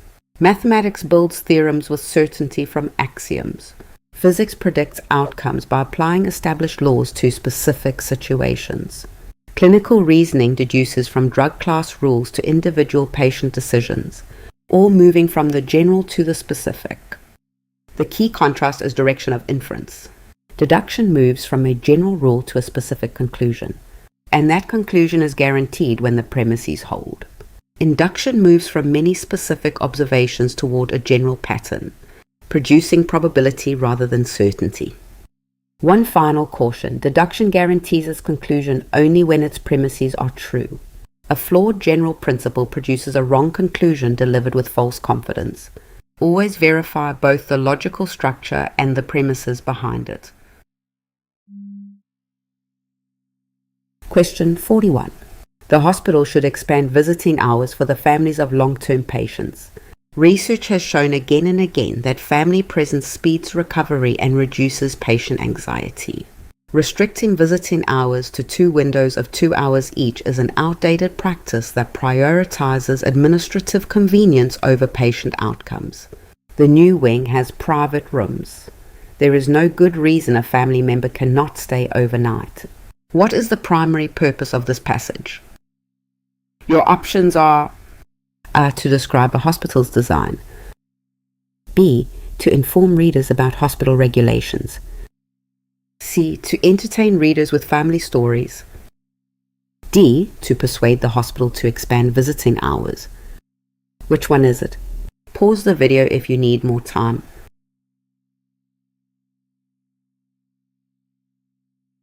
The correct answer is D, to persuade the hospital to expand visiting hours. D is correct because the passage opens with the should statement, builds a case using research and judgment, and ends with a direct argument for change. These features mark it as persuasive writing aimed at moving the hospital toward a specific policy. A is wrong because describing the hospital's design is only a small detail used as evidence. The bulk of the passage argues for a policy change rather than walking the reader through architectural features of the new wing in detail. B is wrong because the passage does not lay out current regulations in a neutral way. The reference to current visiting hours is part of the case against them, not a neutral explanation of how the rules currently work in practice. C is wrong because no story is told. There are no characters, no scenes, and no narrative tension. The passage presents an argument with claims and supporting reasons rather than family experiences for entertainment. Persuasive writing has a distinct purpose: to move the reader toward a position or action. Unlike neutral informational writing, which describes accurately, persuasion builds an argument and pushes the reader to agree or change behavior. You can identify persuasive writing by a few reliable signals. Should statements and words like must or ought signal recommendation. Evaluative language carries moral weight, calls for action mark advocacy, and evidence is marshaled selectively toward one conclusion rather than weighing alternatives. Every reading passage fits one of four main purposes: persuade, inform, instruct, or entertain. Each has a distinct shape you can usually diagnose within the first paragraph. In a typical persuasive passage, a should statement opens the argument. Supporting evidence is marshaled selectively, evaluative language tilts the tone, and a direct call for change closes it. Every descriptive detail serves the argument rather than standing as the passage's main purpose. The key trap is fixating on a detail the passage mentions rather than tracking what it mainly does. A persuasive passage may describe a hospital wing or cite a regulation, but those details serve the argument. Ask what the writer is trying to do, and the purpose becomes clear. Question 42. Which sentence is the clearest revision of "After the nurse explained the procedure to the patient, she signed the form"? Your options are: A. After the nurse explained the procedure, she signed the form quickly. B. After the nurse explained the procedure, the patient signed the form. C. After explaining the procedure, she signed the form. D. She signed the form after she explained the procedure to the patient. Take a second. Which answer would you pick?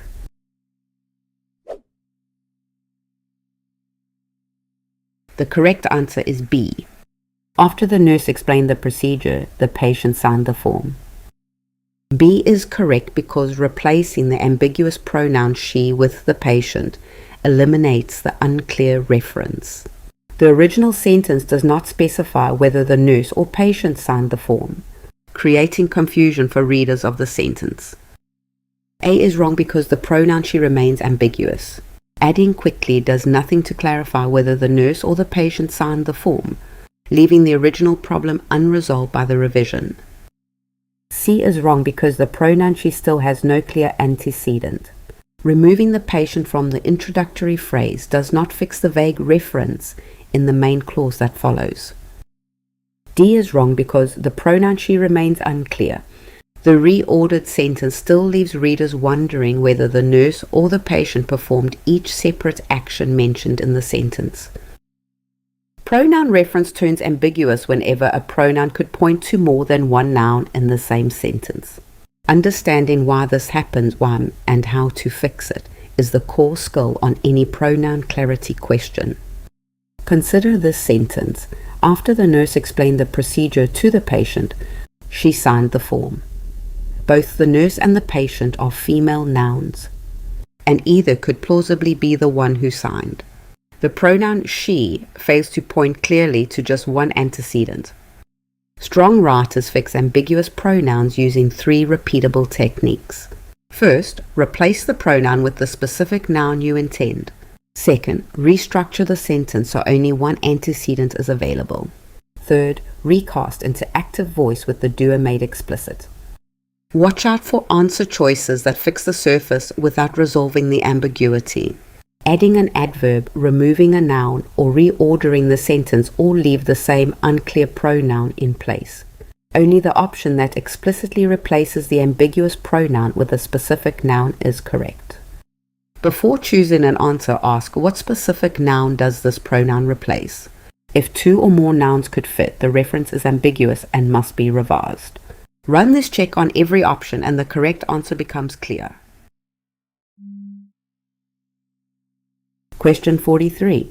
Which lobe of the cerebrum is primarily responsible for processing visual information from the eyes? Your options are A. Frontal lobe, B. Parietal lobe, C. Occipital lobe, D. Temporal lobe. Before I reveal it, which one do you think is right?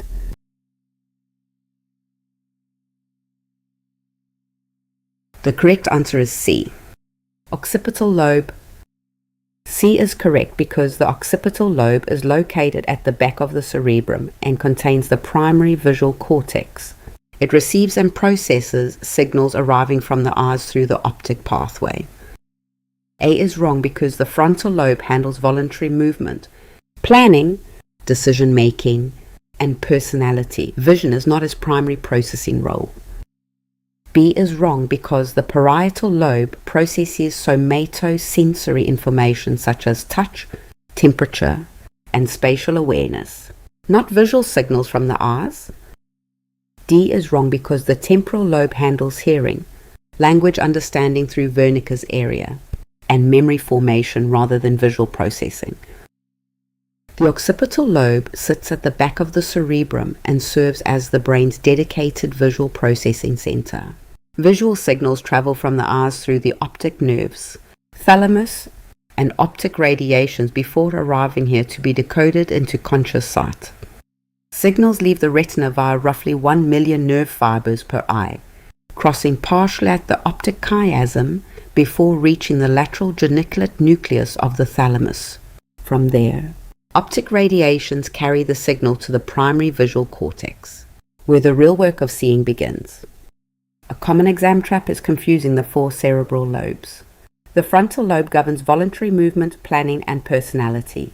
The parietal lobe handles touch, temperature, and spatial awareness. The temporal lobe processes hearing, language, and memory. Only the occipital lobe is dedicated to vision. The occipital cortex is organized by retinotopic mapping. Adjacent points in the visual field activate adjacent cortical areas. Central vision occupies disproportionately large cortical space because acuity is highest there. The lobe handles this through extensive parallel processing, detecting edges, color, motion, and depth simultaneously. Because the visual field maps precisely onto the cortex, damage to a specific occipital region knocks out the matching part of the visual field, a finding called homonymous hemianopia. The eyes and optic nerves can be completely intact. It is the cortex location that determines what the patient can no longer see. Question 44. Influenza, the common cold, and chickenpox are all examples of diseases caused by which type of pathogen? Your options are A. Bacterium, B. Fungus, C. Protozoan, D. Virus. What's your answer? Commit to one before I continue.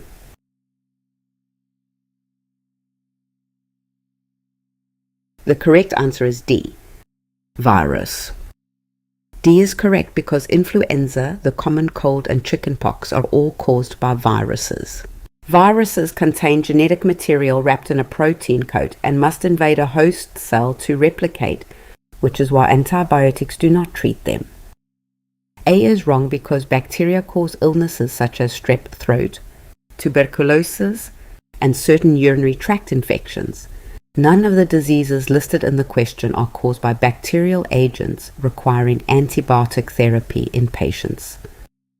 B is wrong because fungi cause infections such as athlete's foot, ringworm, and yeast infections. Influenza, the common cold, and chickenpox are not associated with fungal pathogens or fungal cell biology in any way. C is wrong because protozoa cause illnesses such as malaria and giardiasis. The respiratory and skin diseases listed in the question stem are caused by viral agents, not by single-celled eukaryotic protozoans like Plasmodium. Influenza, the common cold, and chickenpox are all caused by viruses, a category of pathogen that is fundamentally different from bacteria, fungi, and protozoa. Understanding what makes viruses unique explains why they're treated so differently in the clinic. Viruses are tiny agents made of genetic material, either DNA or RNA, wrapped in a protein coat called a capsid, sometimes enclosed in a lipid envelope.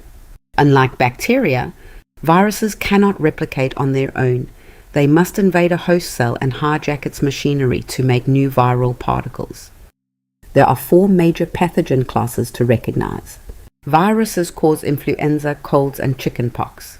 Bacteria cause strep throat, tuberculosis, and urinary tract infections.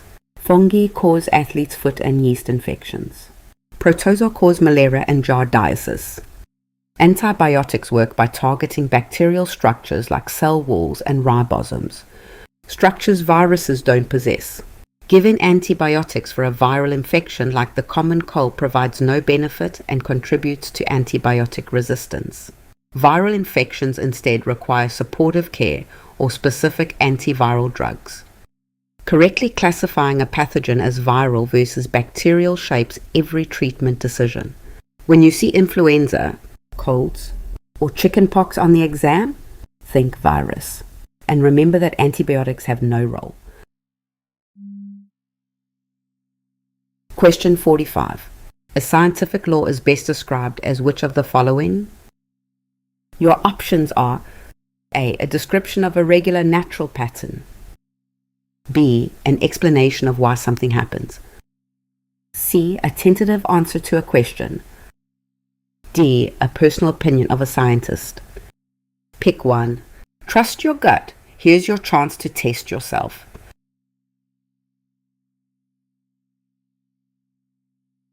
The correct answer is A. A description of a regular natural pattern. A is correct because scientific laws describe consistent patterns observed in nature, often expressed in concise mathematical relationships, while theories provide the explanations for why those patterns occur.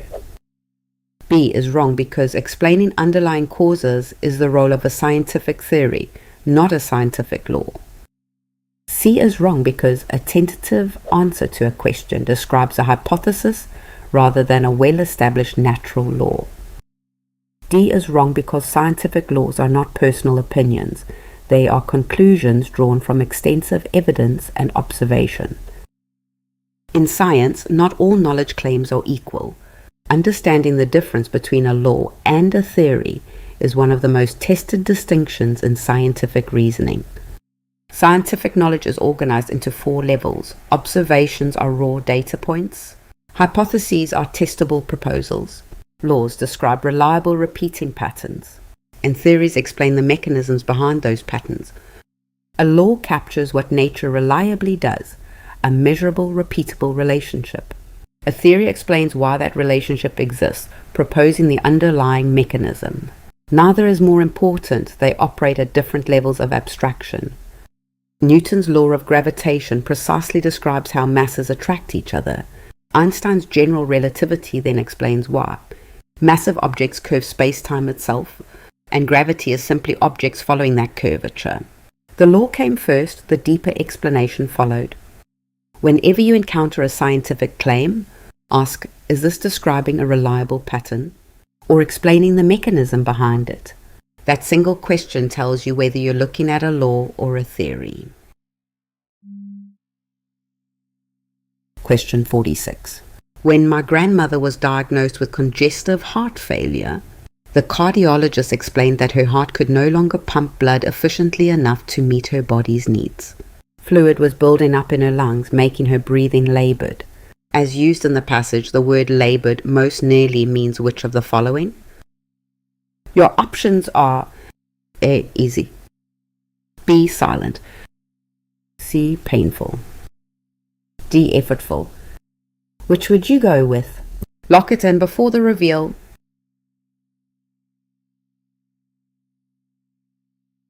The correct answer is D. Effortful. D is correct because fluid building up in the lungs makes breathing harder and require more work. Effortful captures the sense of difficulty without overstating it, matching the medical context where labor describes breathing that takes visible effort to perform. A is wrong because easy is the opposite of what fluid in the lungs would produce. The passage explicitly describes a worsening condition that would make breathing harder, not easier or more effortless to perform for the patient. B is wrong because silent describes the absence of sound, not the level of effort. Labored breathing usually involves audible sounds. The context is about how hard the breathing is rather than how loud or quiet it is. C is wrong because painful overstates the meaning. Labored breathing requires effort, but pain is not the central feature. The passage describes inefficiency and fluid buildup, which produce difficulty rather than direct sharp pain in the chest area. When a standardized test asks what a word most nearly means, it's testing your ability to infer the specific shade of meaning the passage intends. not just what the word can mean in general. Skilled readers use repeatable techniques to triangulate meaning. Look for definitional restatements, nearby phrases that rephrase the word. Look for cause and effect relationships that reveal what the state feels like. And look for contrast cues that signal the word means the opposite of something nearby. In a passage about congestive heart failure, the cause and effect cue is strong. Fluid in the lungs creates difficulty. Difficulty demands effort, and effort maps directly onto effortful. The clinical picture reinforces exactly why labored means effortful. Not painful, not silent, not easy. Trap options are plausible but miss the contextual cue. Painful overstates the central meaning. Easy is the direct opposite of what the context describes. Silent addresses sound, not effort. Only effortful matches the specific shade the cue points to. Choosing an answer first and rationalizing later leads to consistent errors. Spot the contextual cue. Identify which dimension it activates. Then match each option against it. And this habit transfers to any unfamiliar text you encounter. Question 47. Read the sentence. After reviewing the chart, the diagnosis was clear. What is the error? Your options are A. Dangling modifier. B. Subject-verb agreement. C. Comma splice. D. Pronoun reference. Don't overthink it. Which one feels right?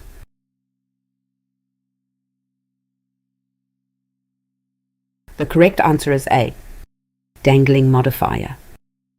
A is correct because the introductory phrase after reviewing the chart implies a person doing the reviewing, but the main clause subject is the diagnosis, which cannot review a chart. This creates a dangling modifier error. B is wrong because the verb was correctly agrees with the singular subject diagnosis. There is no agreement problem in the sentence, only a problem with the introductory modifier and its missing subject. C is wrong because the sentence does not contain two independent clauses joined by a comma. A comma splice requires two complete sentences improperly fused with only a comma between them. D is wrong because the sentence contains no pronouns. Pronoun reference errors require an unclear pronoun, which the sentence does not include in its construction or wording. A dangling modifier is an introductory phrase that accidentally attaches to the wrong noun, or to no noun at all, because the intended actor never appears in the sentence. Take the sentence, after reviewing the chart, the diagnosis was clear. The introductory phrase implies a human reviewer, but the subject is diagnosis, which cannot review anything. Adding the resident as the subject fixes the attachment. Dangling modifiers create three comprehension problems. The phrase attaches to the wrong noun. The reader must stop and infer the intended actor. And sometimes the absurd literal reading lands before the corrected one. There are two standard fixes. First, supply the missing actor as the subject of the main clause so the phrase attaches correctly. Second, rewrite the introductory phrase as its own clause with an explicit subject. Either approach preserves the intended meaning. On grammar error questions, examiners test 4 error types: subject-verb agreement, comma splice, dangling modifier, and pronoun reference. For each sentence with an introductory phrase, ask who is doing the action. If no one in the main clause answers that question, the modifier dangles.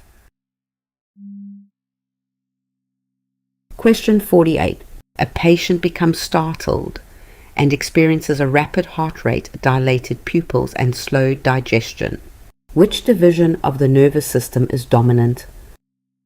Your options are A. Parasympathetic nervous system, B. Somatic nervous system, C. Sympathetic nervous system, D. Central nervous system. Got a guess? Lock it in.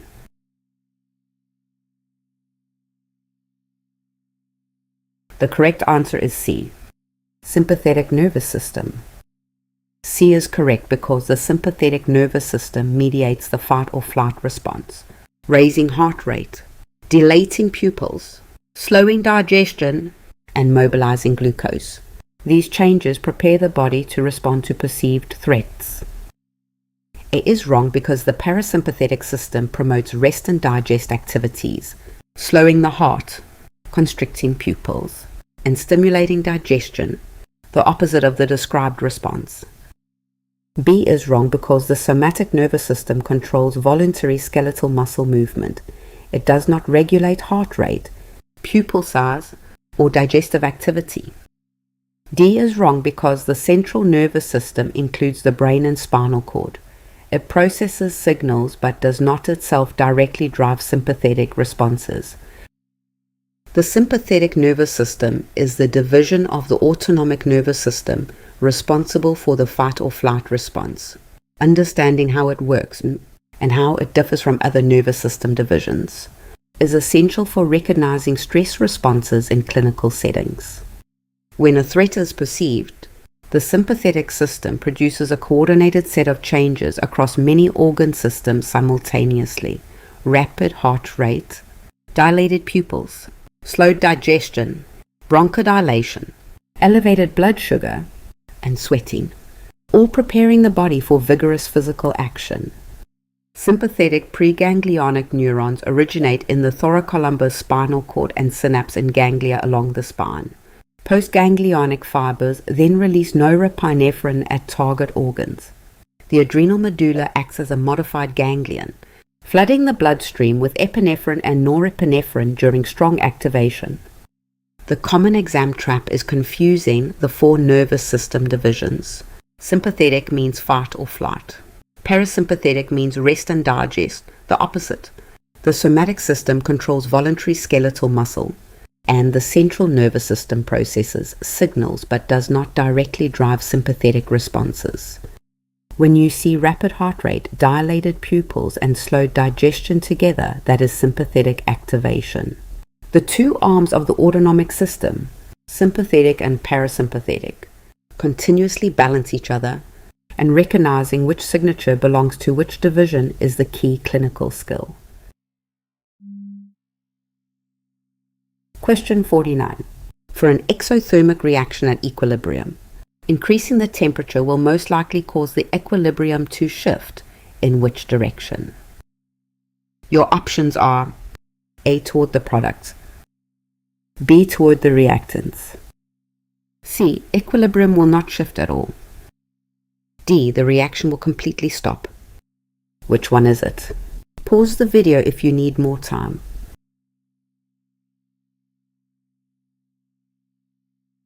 The correct answer is B, toward the reactants.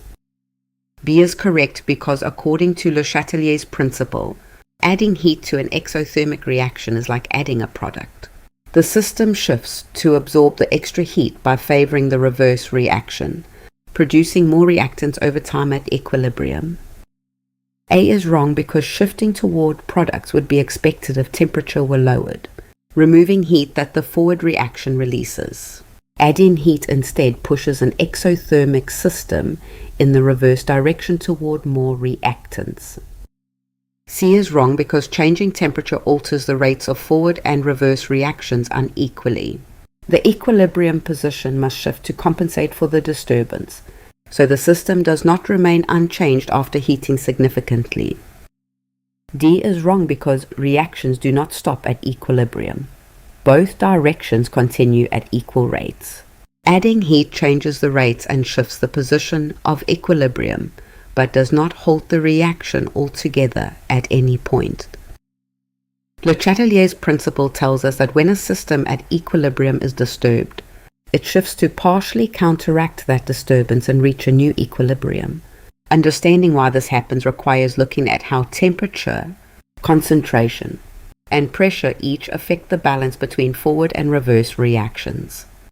For an exothermic forward reaction, heat is effectively a product. Raising the temperature is like adding a product, so the system responds by shifting in reverse, consuming heat and rebuilding reactants. Mathematically, the equilibrium constant K decreases as temperature rises for exothermic reactions. When heat is added to this equilibrium, the reverse reaction, which is endothermic, speeds up more than the forward reaction. The rates become unequal until a new balance is reached, shifted toward the reactant's side. The principle generalizes across all disturbances. Adding heat to an exothermic reaction shifts reverse. Adding heat to an endothermic reaction shifts forward. Adding a reactant shifts forward. Removing volume increases pressure and shifts toward the side with fewer moles of gas. Every disturbance has a predictable shift direction. The deepest insight is that every disturbance, temperature, concentration, or pressure, has one predictable response. The system shifts in whichever direction partially undoes the change. Master the pattern, and Le Chatelier's principle applies to any reversible reaction. Question 50. A claim that no possible experiment could ever prove false is best described as which of the following? Your options are A. A strong scientific law. B. A sound hypothesis. C. Not a scientific claim. D. A confirmed theory. Take a second. Which answer would you pick?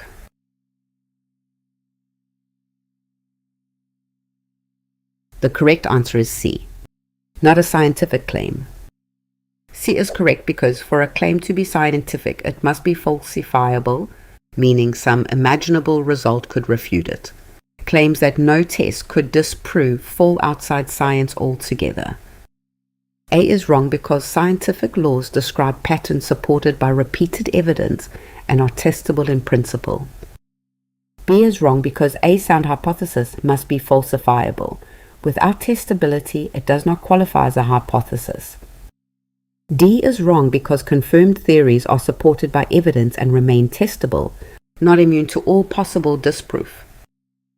Falsifiability is the core criterion that separates scientific claims from unscientific ones. A claim is falsifiable if some imaginable observation or experiment could, in principle, prove it wrong. Not that it has been tested yet, but that a path to refutation exists. Philosopher Karl Popper argued that a genuine scientific theory sticks its neck out. It specifies what cannot happen if it is true. If an observation contradicts that prediction, the theory is refuted. A theory that fits every possible outcome cannot be tested, confirmed, or rejected. In practice, a falsifiable claim specifies observable consequences, like a drug trial showing measurable improvement compared to controls.